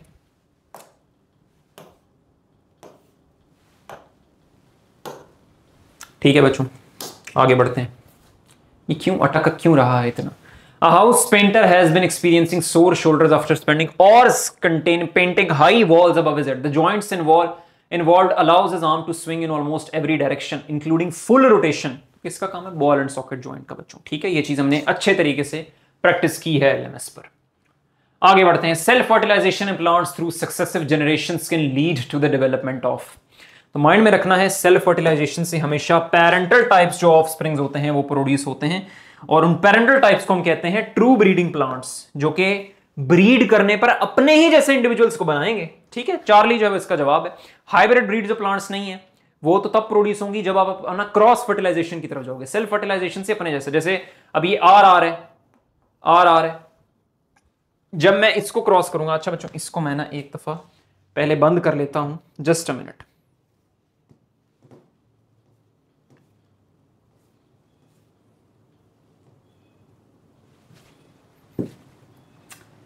बहुत हैंग हो रहा है, बहुत ही ज्यादा हैंग हो रहा है। जस्ट अ मिनट बच्चों, इसको मैं अभी सही कर लेता हूं। अब इसको दोबारा ओपन करते हैं। ठीक है, एक दफा इसको फिर ओपन कर लेते हैं। अब बढ़ते हैं आगे, मेरा ख्याल है अब सही चलेगा। बेटर। अब इसको ओपन करते हैं। किस क्वेश्चन में थे हम? 51 आई गेस। ये भी हो गया, ये भी हो गया, ये भी मर गया, ये भी फर्क कर दिया, ये भी हो गया, ये भी हो गया, ये भी हो गया, ये भी हो गया, कॉमन फीचर भी कर लिया, जॉइंट्स कॉज रोटेशनल मूवमेंट्स ये भी कर लिया, सेल्फ फर्टिलाइजेशन पर थे। तो इसका जवाब क्या है? ट्रू ब्रीडिंग प्लांट्स बच्चों। ठीक है, क्या ये चीज हमने प्रैक्टिस की थी? देखिएगा, a plant breeder wants to produce a pure breeding line for green seed colour. तो अगर ये प्योर ब्रीडिंग लाइन को स्टैब्लिश करना है तो सेल्फ फर्टिलाइजेशन का सहारा लेना पड़ेगा। ये चीज हमने एडवांस्ड वे में प्रैक्टिस की। आगे बढ़ते हैं। Which part of neuron typically receives incoming signals from other neurons? Incoming signals from other neurons. Which part of neuron typically receives incoming signals from other neurons? तो आपने माइंड में रखना है, other neurons से जो पोस्ट आपके पास fibre होता है वो के डेंड्राइट्स होते हैं। जब भी हमने पोस्ट साइनेप्टिक की बात की, ठीक है, वही चीज दोबारा जो है वो पूछी हुई है। तो in a simple synapse neurotransmitter chemicals are received by post synaptic dendrites. ये चीज हमने यहां पर प्रैक्टिस भी कर ली है। ठीक है, आगे बढ़ते हैं नेक्स्ट क्वेश्चन की तरफ। Why thick filaments are unable to bind with thin filaments in a relaxed muscle fiber? अब देखिएगा यहां पर नॉर्मली क्या होता है कि जो एक्टिन की चेन्स होती हैं, इन एक्टिन की चेन्स पर आपने माइंड में रखना है ट्रोपोमायोसिन जो है वो मौजूद होते हैं, और इन ट्रोपोमायोसिन की मौजूदगी एक्टिन पर मौजूद मायोसिन की बाइंडिंग साइट्स को कवर कर कर रखती है। मायोसिन की बाइंडिंग साइट्स जो हैं वो कवर्ड रहती हैं। ठीक है, मायोसिन की बाइंडिंग साइट्स कवर रहेंगी, जिसकी वजह से एक्टिन नहीं अपने ऊपर मायोसिन को बाइंड होने देगा। तो ये ट्रोपोमायोसिन की वजह से हो रहा होता है। इसकी वजह से रिलैक्स्ड मसल में आपके पास थिक फिलामेंट्स बाइंड नहीं करते। Tropomyosin blocks the myosin binding site, बिल्कुल ठीक है। Actin blocks the myosin binding site, नहीं बच्चों। Troponin blocks the myosin binding site, बिल्कुल गलत है। ट्रोपोनिन तो डिस्प्लेस करवाने में हेल्प करता है, tropomyosin blocks the troponin binding site, ये तो बिल्कुल ही गलत है। ठीक है, बीटा के साथ जाएंगे। आगे बढ़ते हैं नेक्स्ट क्वेश्चन की तरफ। Which protein blocks the myosin binding sites on active and relaxed muscle? Tropomyosin, ये बात हमने पढ़ी। Which of the following best highlights the importance of proteins in immunity? तो प्रोटीन जो होती हैं वो इम्यूनोग्लोबुलिन्स, IgGs, जिसमें IgD, IgG, IgA, IgM, IgE, इसमें से पेंटामेरिक इम्यूनोग्लोबुलिन कौन सी होती है? IgM, ठीक है। और सबसे अबंडेंट कौन सी होती है? IgG, लेकिन उससे भी ज्यादा होती है IgD, ठीक है। तो ये इस ऑर्डर में हम अबंडेंस भी ऑर्डर करते हैं। तो इंपॉर्टेंस क्या होती है? They are long term energy reserves, नहीं। दे एक्ट एज एंटीबॉडीज, बिल्कुल ठीक है, एक्ट एज एंटीबॉडीज, सही है। एंटीबॉडीज के तौर पर कैसे एक्ट करती हैं बता देता हूं। जो बी सेल्स होते हैं वो आपके पास प्लाज्मा सेल्स के थ्रू इन प्रोटीन्स को बनाते हैं, जिनको हम एंटीबॉडीज जो है वो कह रहे होते हैं, ठीक है, एंटीबॉडीज कह रहे होते हैं। तो ये पाथवे माइंड में रखना है। जवाब इसका क्या है? चार्ली। क्या ये चीज़ हमने प्रैक्टिस की? ये देखिएगा, यहाँ पर हमने इस चीज़ को प्रैक्टिस किया कि ये जो ग्लोब्यूलर प्रोटीन्स होती हैं, ग्लोब्यूलर प्रोटीन्स होती हैं, प्रोटीन्स इन नेचर, ये फंक्शनल रोल प्ले करती हैं एज एंजाइम्स, एज एंटीबॉडीज। ये सवाल आपसे पूछ लिया हॉर्मोन्स के तौर पर, केपीके में ये सवाल आ भी चुका है, ठीक है। आगे बढ़ते हैं। The secondary structure of proteins is stabilised by, तो बहुत सिंपल है, बुक की लाइन है। सेकेंडरी स्ट्रक्चर को हाइड्रोजन बॉन्ड स्टेबलाइज करता है, डाइसल्फाइड बॉन्ड आपके पास टर्शरी स्ट्रक्चर में आता है, हाइड्रोफोबिक इंटरेक्शंस जो होती हैं वो आपके पास क्वाटरनरी स्ट्रक्चर में आती हैं। तो ये भी गलत है, ये भी गलत है और ये भी गलत है, बीटा के साथ जाएंगे। क्या हमने ये प्रैक्टिस किया? Which type of structure is maintained specifically bye hydrogen bonding? Exact questions practice किए हैं बच्चों, सेकेंडरी स्ट्रक्चर। आगे बढ़ते हैं। Following is an example. बताते बताते बार बार ना वो बुरा लग रहा है कि बार बार क्यों बताया जा रहा है। विच of the following is an example of globular protein? Keratin fibrous है, कोलेजन भी फाइबरस है, हीमोग्लोबिन आपके पास ग्लोब्यूलर है, हिस्टोन भी नहीं है। जवाब क्या होगा? चार्ली। आगे बढ़ते हैं। तो यहां पर देखिए, globular proteins are spherical in shape, soluble in water, abundantly found in function. देखें वही एमसीक्यू है, उसी में से देखें दोबारा से सवाल बनाया हुआ है। हीमोग्लोबिन जो है वो पूछा हुआ है, is a classic example of globular protein. तो ये जो है वो हमने एडवांस टाइप के एमसीक्यूज बनाए जिसमें बहुत सारी बातें जो कवर हो रही होती। The process of osmoregulation refers to. अब देखिए ये भी देखिएगा, हमने एग्जैक्ट डेफिनेशन प्रैक्टिस की। ऑस्मो रेगुलेशन का मतलब क्या होता है? पानी बॉडी के अंदर सॉल्यूट्स और वाटर को मेंटेन करना, the regulation of solute and water movement between an organism and it's environment, ठीक है। बीटा के साथ जाएंगे। अल्फा गलत है, चार्ली भी गलत है, डेल्टा भी गलत है। बहुत खुशी हो रही है देखकर और एमसीक्यू उसकी डिस्कशन करवाते हुए कि वही सवाल, उसकी डेफिनेशन उसने स्टेटमेंट में पूछी, मैंने ऑस्मो रेगुलेशन देकर पूछा। Exact question. आगे बढ़ते हैं। Baby girl is born with haemophilia which is an X-linked recessive disorder. What are the most likely genotypes of her parents? एक बेबी गर्ल जो है वो बॉर्न हुई है हीमोफीलिया के साथ। बताओ पेरेंट्स का जीनोटाइप क्या? देखो गर्ल के पास हीमोफीलिया तभी होगा जब वो ऐसी है, एक्स स्मॉल एच। ये तभी होगा जब एक मदर से भी आए, माता जी से भी आए हीमोफीलिया का जीन, और एक पिताजी से भी आए हीमोफीलिया का जीन, तभी पॉसिबल है। तो the mother is a carrier and the father is normal. इस केस में तो नहीं होगा ना, दोनों अफेक्टेड होने चाहिए। The mother is haemophilic and the father is normal, father फिर नॉर्मल हो गए। The mother is carrier, mother के पास एक जीन है कैरियर हीमोफीलिया का, फादर हीमोफिलिक, बिल्कुल ठीक है। बोथ आर नॉर्मल, बिल्कुल गलत हो जाएगा। चार्ली जवाब है। आगे बढ़ते हैं। हमने प्रैक्टिस किया, बिल्कुल प्रैक्टिस किया। If a father has haemophilia, mother is a carrier, what is the likelihood of their daughter being affected? बिल्कुल ठीक है। Probability of haemophilic daughter from normal man, father was haemophilic, X carrier woman. ये देखें जो उन्होंने सवाल आपसे किया हुआ है यही आपसे मैंने पूछा हुआ भी है आपके पेपर के अंदर, ठीक है। आगे बढ़ते हैं। और लेकिन सन में प्रोबेबिलिटी नहीं होगी क्योंकि सन में जो है वो XHY होना चाहिए एक। आगे बढ़ते हैं। Identify the most appropriate function of chromosomes. Hereditary हैं आपके पास, क्या करते हैं? एनर्जी प्रोडक्शन करना, ये आपके पास माइटोकॉन्ड्रिया का काम है। प्रोटीन सिंथेसिस राइबोसोम्स का काम है। Storage of genetic information, genetics के साथ रिलेटेड है, ठीक है। लिपिड मेटाबॉलिज्म एंड ट्रांसपोर्ट, ये SCR का काम होता है, इसका नहीं होता। आगे बढ़ते हैं। Nucleoproteins are involved in passing hereditary information to the next generation. Pass paper में भी आ चुका है। Enzyme belong to which class of biomolecules? ये सवाल है पूछने वाला। प्रोटीन से जो कुछ होते हैं जो नहीं होते, जैसे राइबोसोम है वो RNA नेचर है, ठीक है। ये देखें इतनी सारी स्टेटमेंट्स दी हुई थी, उसमें से ये UHS की, FMDC की, KP की, कितने पास्ट पेपर में सवाल आ चुका है। All enzymes are globular proteins, ठीक है। आगे बढ़ते हैं। Dash arranges the DNA into chromosomes in a eukaryotic cell, जो अरेंज करता है DNA को into chromosome into eukaryotic cell. अब ये जरा सवाल थोड़ा सा देखिएगा। वैसे तो यहां पर ये जो क्रोमोसोम लिखा है ना बच्चों, ये थोड़ा सा इस सवाल को एम्बिगुअस बनाता है। कैसे? आपने माइंड में रखना है क्रोमोसोम्स बनते हैं न्यूक्लियोसोम्स से। न्यूक्लियोसोम से जब वो लिंकर डीएनए के थ्रू, लिंकर डीएनए में होता है H1 हिस्टोन, ये दो न्यूक्लियोसोम्स को आपस में जोड़ता है और फिर ये मजीद न्यूक्लियोसोम जुड़ते हैं, कंडेंस होते हैं, क्रोमेटिन फाइबर बनता है, फिर सुपर कॉइल्स होते हैं और फिर अल्टीमेटली 1400 नैनोमीटर का एक क्रोमोसोम जो है वो बन जाता है। अब एक न्यूक्लियोसोम कैसे बनता है, याद रखना है ऑक्टामर ऑफ स्टोन से, जिसके अराउंड 200 न्यूक्लियोटाइड्स जो हैं वो बाइंड हुए होते हैं, 200 न्यूक्लियोटाइड्स। और इस ऑक्टामर में कौन कौन से स्टोन्स होते हैं, माइंड में रखना है H2A, H2B, H3 होता है और H4 होता है, H1 नहीं होता, वो लिंकर डीएनए में पाया जाता है। तो एक बात माइंड में रखनी है कि यहां पर अगर न्यूक्लियोसोम लिखा होता ना, फिर तो ऑब्वियस हो जाता कि डीएनए की चेन को रैप अराउंड करके आपके पास कैरी कर कर लेकर जा रहा है कौन, हिस्टोन, तब तो ऑब्वियस हो जाता। लेकिन जो क्रोमोसोम लिखा है ना बच्चों, तो क्रोमोसोम में ये वाला डीएनए तो आ ही रहा है, लेकिन यहां पर भी डीएनए होता है, इस लिंकर डीएनए, ये भी तो लिंकर डीएनए है ना।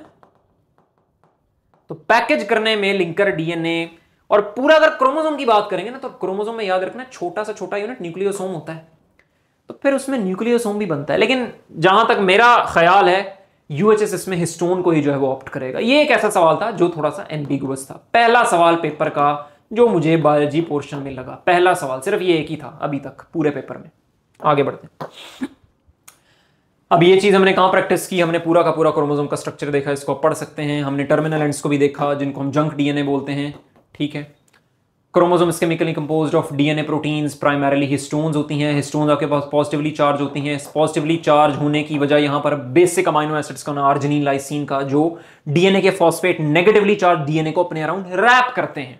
न्यूक्लियोसोम को पढ़ा जिसमें ऑक्टामर ऑफ स्टोन्स होता है। बीड लाइक अपीयरेंस का मतलब है न्यूक्लियोसोम न्यूक्लियोसोम न्यूक्लियोसोम मिलकर आपके पास बना रहे होते हैं। आगे बढ़ते हैं। The function of nucleolus is to make, it is the factory of ribosomes. ये बात आपकी पंजाब वाली बुक की लाइन है, factory of ribosomes is nucleolus, factory of proteins is ribosomes, ठीक है। तो न्यूक्लियोलस किनको बनाता है, राइबोसोम्स को बनाता है, बहुत ही सिंपल। ये देखिएगा, इसकी एडवांस वर्जन प्रैक्टिस की हुई है। Selectively producing large amount of protein is likely to have prominent nucleus, nucleolus, because it synthesises ribosomal RNA and assembles ribosomal subunits, जिससे राइबोसोम ज्यादा से ज्यादा बनता है। आगे बढ़ते हैं। Which of the following blood vessels have lowest blood velocity with correct reason for low blood velocity? ये भी एग्जैक्ट प्रैक्टिस किया हुआ क्वेश्चन। माइंड में रखना है जहां पे एक्सचेंज होना होता है ना न्यूट्रिएंट्स का, वहां पर होती है लोएस्ट ब्लड वेलोसिटी। और वो कौन सी ब्लड वेसल्स होती हैं, कैपिलरीज, जिन्होंने सबसे ज्यादा क्रॉस सेक्शनल एरिया ऑक्युपाई किया होता है। लेक्चर में ये एग्जैक्ट डायग्राम बनाकर दिखाई थी, ठीक है। तो capillaries due to highest overall cross sectional area, बिल्कुल ठीक है बच्चों, एग्जैक्ट बताई हुई बात है, लिटरल। ये देखिएगा, a diagram shows blood velocity decreasing in capillaries with structural feature, best explain this observation, large total cross sectional area, क्योंकि यहां पर एक्सचेंज होता है मटेरियल्स का टिश्यू एंड ब्लड वेसल्स के दरमियान। आगे बढ़िएगा। An active athlete has more stamina of running compared to an officer of same age with a physically inactive lifestyle. Lethargic lifestyle में ऐसे ही होता है।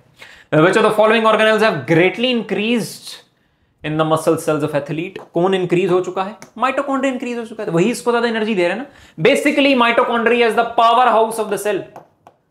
उसको ये क्लिनिकल सिनेरियो में देकर पूछा है और हीरो बन गया है यूएचएस वाला। A cell has a high energy demand, what would you expect to observe under a microscope? ज्यादा माइटोकॉन्ड्रिया बनेगा, ठीक है, वही बात पूछी हुई जो मैंने आपको बताई। Once an action potential reaches the membrane of a skeletal muscle fiber, तो what is the first event that occurs in the contraction process? तो जब भी एक्शन पोटेंशियल आता है तो वो टी ट्यूब्यूल के थ्रू ट्रेवल करता है सार्कोप्लाज्मिक रेटिकुलम के पास। इनका फीचर क्या होता है कि इनमें लगे होते हैं कैल्शियम पोर्स, जो कि इस एक्शन पोटेंशियल को सेंस करके कैल्शियम को रिलीज करवाते हैं। यहां पर तो कैल्शियम सिक्वेस्ट्रेशन हुई होती है और फिर ये कैल्शियम जाकर बाइंड करता है ट्रोपोनिन सी के साथ। ट्रोपोनिन सी ट्रोपोमायोसिन को डिस्प्लेस कर देता है, जिसने क्या किया हुआ था, मायोसिन की बाइंडिंग साइट्स को कवर किया हुआ था। तो ट्रोपोमायोसिन जब डिस्प्लेस होगा, मायोसिन की बाइंडिंग साइट्स एक्सपोज होंगी, मायोसिन जाकर बाइंड कर जाएगा। तो लेकिन इसमें पहला इवेंट क्या हुआ, कैल्शियम का रिलीज हुआ, किससे, सार्कोप्लाज्मिक रेटिकुलम से। Calcium pumped back into the sarcoplasmic reticulum. ये कैसे होता है, ये पंप्स के थ्रू, वो भी इधर लगे होते हैं, लेकिन ये रिलैक्सेशन के दौरान होता है, तो ये गलत है। Actin and myosin form a cross bridge, ये तो बाद में चलकर होता है। Calcium is released from sarcoplasmic reticulum, first event, जो बात उसने पूछी है, फर्स्ट इवेंट, ठीक है। आगे बढ़ते हैं। Imagine a scenario where TTBs are blocked in a muscle cell. How would this affect contraction? ये बात हमने की थी, हमने इसको क्लिनिकल सिनेरियो में क्रिएटिविटी फॉर्मेट में पूछा था।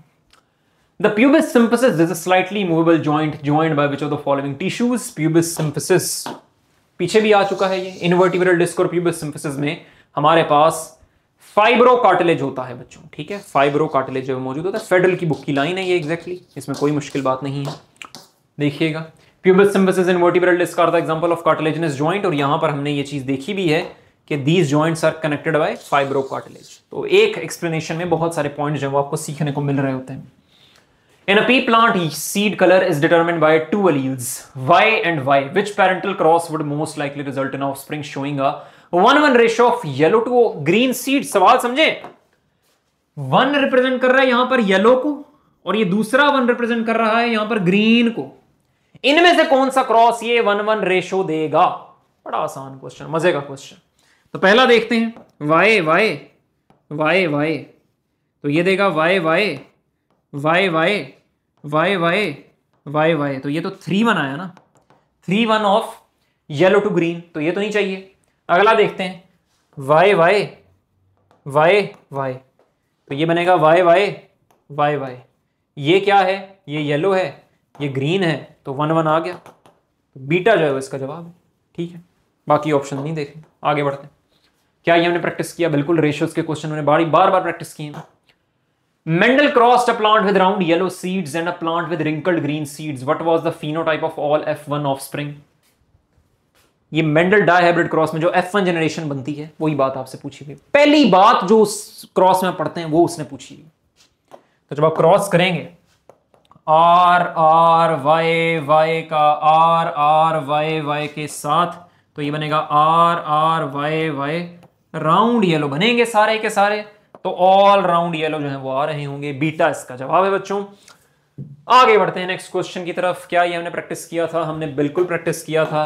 A genetics cross a true breeding round seed plant with a true breeding wrinkled seed plant, all of one F1 offspring have round seeds. ये बात यहां पर हमने पढ़ी भी है। आगे बढ़ते हैं। In a normal 28 days menstrual cycle, when would you expect the LH surge to occur? Ovulation से पहले, ओव्यूलेशन होती है 14th डे पर, LH उसको इंड्यूस करवाता है, तो 14th डे से पहले LH सर्ज आएगी, डे 11 से डे 14। समझ में आती है? यहां पर नहीं, यहां पर नहीं, ये गलत है। क्या ये हमने प्रैक्टिस किया? बिल्कुल, देखिएगा। LH surge is detected on the evening of day 13 in a 28 day cycle. Ovulation कब होगी? डे 14 पर। ये चीज हमने प्रैक्टिस की। आगे बढ़ते हैं। Which property of water helps in moderating Earth's climate and maintain stable temperature in aquatic environment? Stable temperature जहां पर भी देखें, देखिए ना आप, एक गर्मी वाले कमरे से, एसी चल रहा है अभी यहां पर, मैं बाहर जाऊंगा गर्मी में तो मेरी बॉडी कोलैप्स कर सकती है। कौन मेरी बॉडी को प्रिवेंट कर रहा है? स्टेबल टेम्परेचर कौन मेंटेन कर रहा है? वाटर मेंटेन कर रहा है। तो ये प्रॉपर्टी होती है हाई स्पेसिफिक हीट कैपेसिटी की। विस्कोसिटी नहीं, हाई सरफेस टेंशन नहीं, हाई पोलैरिटी, तो इसको यूनिवर्सल सॉल्वेंट बनाती है, यूनिवर्सल सॉल्वेंट बनाती है। ठीक है, क्या ये प्रैक्टिस किया? Which property water helps to act as a temperature stabiliser, high specific heat capacity, practice किया। आगे बढ़ते। Effect of increase substrate concentration on enzyme activity. तो जब एक एंजाइम में आप सबस्ट्रेट ज्यादा डालते जाते हैं तो क्या होगा? सबस्ट्रेट बाइंड करेगा एक्टिव साइट के साथ जाकर, तो उससे क्या होगा? प्रोडक्ट ज्यादा बनेगा। अल्टीमेटली एक टाइम ऐसा आएगा कि सब एक्टिव साइट जो ऑक्युपाई हो जाएंगे, इसे कहते हैं सैचुरेशन पॉइंट का आना। Increase the reaction rate until all the active sites are saturated. बिल्कुल ठीक है बच्चों। क्या ये प्रैक्टिस किया? बिल्कुल प्रैक्टिस किया। How does substrate concentration affect enzyme activity?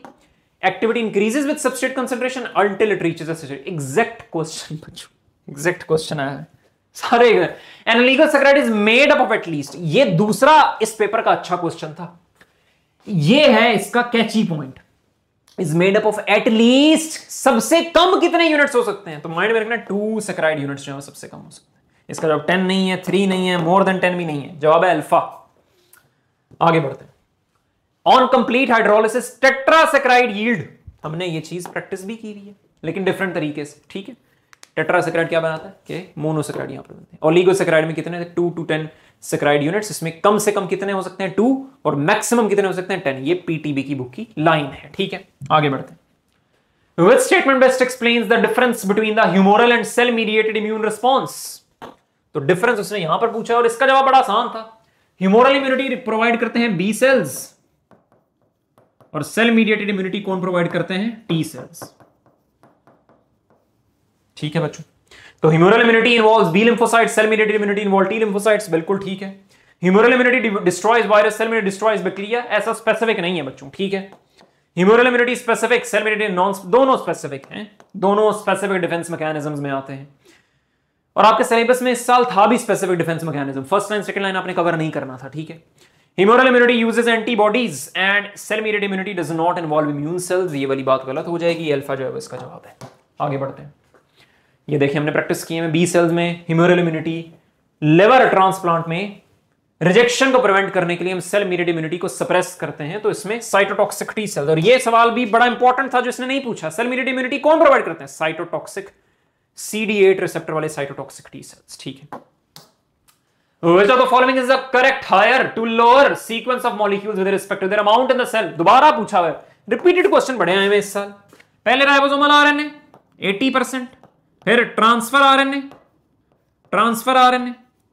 फिर मैसेंजर आरएनए, फिर डीएनए आता है। ठीक है, फिर डीएनए आता है। तो डीएनए गलत है, डीएनए पहले गलत है, ribosomal RNA, transfer RNA, messenger RNA, DNA बिल्कुल ठीक है, मैसेंजर आरएनए। और देखो वही सवाल मैं दोबारा आपको दिखाऊंगा जो पहले कितनी दफा हमने प्रैक्टिस किया, उसी सवाल से दोबारा ये एक्सट्रैक्ट हुआ। सबसे अबंडेंट कौन सा है? राइबोसोमल आरएनए सबसे अबंडेंट। अब देखिएगा, a person in a hot weather is unable to maintain body temperature, which physiological process has failed. Video को अंत तक देखिएगा, कुछ बातें आपको और भी बतानी है कि आप जरा पेपर जो है वो हो चुका है। जो बच्चे इसको परेशान होंगे उन्होंने क्या करना है, उनको मैं जरा कुछ चीजें बताऊंगा। Which physiological process has failed, अगर वो हॉट वेदर के अंदर अपना टेम्परेचर मेंटेन नहीं कर पा रहा तो जो हॉट वेदर में एडेप्टेशन होती है वो डिसरप्ट जो है वो हो जाएंगी। अब हॉट वेदर में कौन कौन सी एडेप्टेशन होती है जरा देखिएगा। आपके पास एडेप्टेशन होती है वेजोडाइलेशन की। वेजोडाइलेशन क्या करती है? ये अल्टीमेटली ब्लड फ्लो को बढ़ाती है टू द स्किन। ठीक है, ब्लड फ्लो को बढ़ाती है। स्वेटिंग से आप कूल होते हैं। पोस्चर रेगुलेशन से कूल होते हैं, ये बिहेवियरल एडेप्टेशन होती है। तो अगर इन दोनों में से कोई डिसरप्ट हो जाए तो अल्टीमेटली आप नहीं मेंटेन कर सकते फिर हॉट वेदर में। तो वेजोडाइलेशन, स्वेटिंग बिल्कुल ठीक है। ये कोल्ड की एडेप्टेशन है, कोल्ड की, ये भी कोल्ड की है, इससे हीट प्रोड्यूस होती है। रेनिन सिक्रीशन तो नहीं यहां पर जवाब। रेनिन कहां से आता है? किडनी से आता है, ब्लड प्रेशर को रेगुलेट करता है। क्या प्रैक्टिस किया था? When the temperature of surrounding environment rises body responds by, तो राइजेस करना हॉट वेदर में वेजोडाइलेशन से रिस्पॉन्स करता है। ठीक है, फिजियोलॉजिकल एडेप्टेशन। तो ये क्वेश्चन जो है बच्चों खत्म होते हैं। बड़ी खुशी हुई देख करके जो कुछ पढ़ाया सिखाया वही कुछ पेपर में आया। जाते जाते एक बात आप लोगों ने माइंड में रखनी है कि पेपर अगर अच्छा नहीं हुआ तो अपने आप को बिल्कुल भी इस टाइम के अंदर तंग ना करें और अपने दिमाग को थोड़ा रेस्ट दें आप। ठीक है, जो एक टाइम गुजारना था एक हेक्टिक वाला वो गुजर चुका है। अब बस दुआ करें कि पिछले साल जो पीएमडीसी ने किया है वो आपको भी पता है, मुझे भी पता है, जिस तरह का क्वेश्चन आया था यूएचएस में। इस साल तो बहुत अच्छा पेपर है और बहुत इंप्रूवमेंट है। बहुत खुशी हुई देख करके इस साल क्वेश्चन बैंक एक ऐसा क्वेश्चन बैंक था जो वाकई सेंट्रलाइज्ड था, अच्छा क्वेश्चन बैंक था। लेकिन इससे ये बात हम नहीं भूल सकते कि जो पिछले साल किया उससे आने वाले का 3 सालों का मेरिट जो है वो बर्बाद हो चुका है। कुछ नहीं कहा जा सकता उस सिनेरियो को लेकर, और मेरी पूरी कंडोलेंसेज हैं उन बच्चों के साथ जो उस टाइम से लेकर अब तक जूझ रहे हैं। और अगर इनका ये वाला पेपर नहीं अच्छा होगा तो और ज़्यादा हर्ट हो रहे होंगे। तो ये एक टाइम है जिसमें मैं आपको यही कह सकता हूँ कि अपने आप को संभालें, थोड़ा सा रेस्ट करें, अच्छा सा वक्त गुजारें और निकल आएँ इस टेंशन से जो आपको बार बार रोंद रहा है, बार बार तंग कर रहा है। उस टेंशन से निकल आएँ और मूव ऑन करें लाइफ में, because that is the whole point of life. Life ऐसे रुकती नहीं है। देखें, एक पूरी जर्नी जब आप तय करते हैं उस जर्नी का स्टार्टिंग पॉइंट हमेशा अच्छा होता है क्योंकि तब आप एंथुजियास्टिक होते हैं। बीच में जब आप जाते हैं तो बुरा फेज आता है, उस बुरे फेज को कॉन्कर करके फिर आप नेक्स्ट स्टेप पर जाते हैं। बट अगर नेक्स्ट स्टेप पर जाकर भी आपको वो सेटबैक्स ही दे रहा हो, सिस्टम सेटबैक्स दे रहा हो, तो बेहतर ये होता है कि वहां से मूव ऑन करके अपनी डायरेक्शन में। कितने ऐसे स्टूडेंट्स हैं जो माशाल्लाह पिछले दिनों बात भी हो रही थी, स्टूडेंट्स हैं जो टोटली फील्ड को स्विच करते हैं, बड़ा खुश है अपनी लाइफ में। बहुत अच्छी, बहुत खुशी हुई देखकर, इतनी स्पिरिटफुल बातें कर रहा था वो, जिससे बात कर बड़ी खुशी हुई, जो अपनी इस डिसीजन से सैड नहीं था बल्कि खुश था कि मैंने अपनी लाइफ में ये डिसीजन लिया।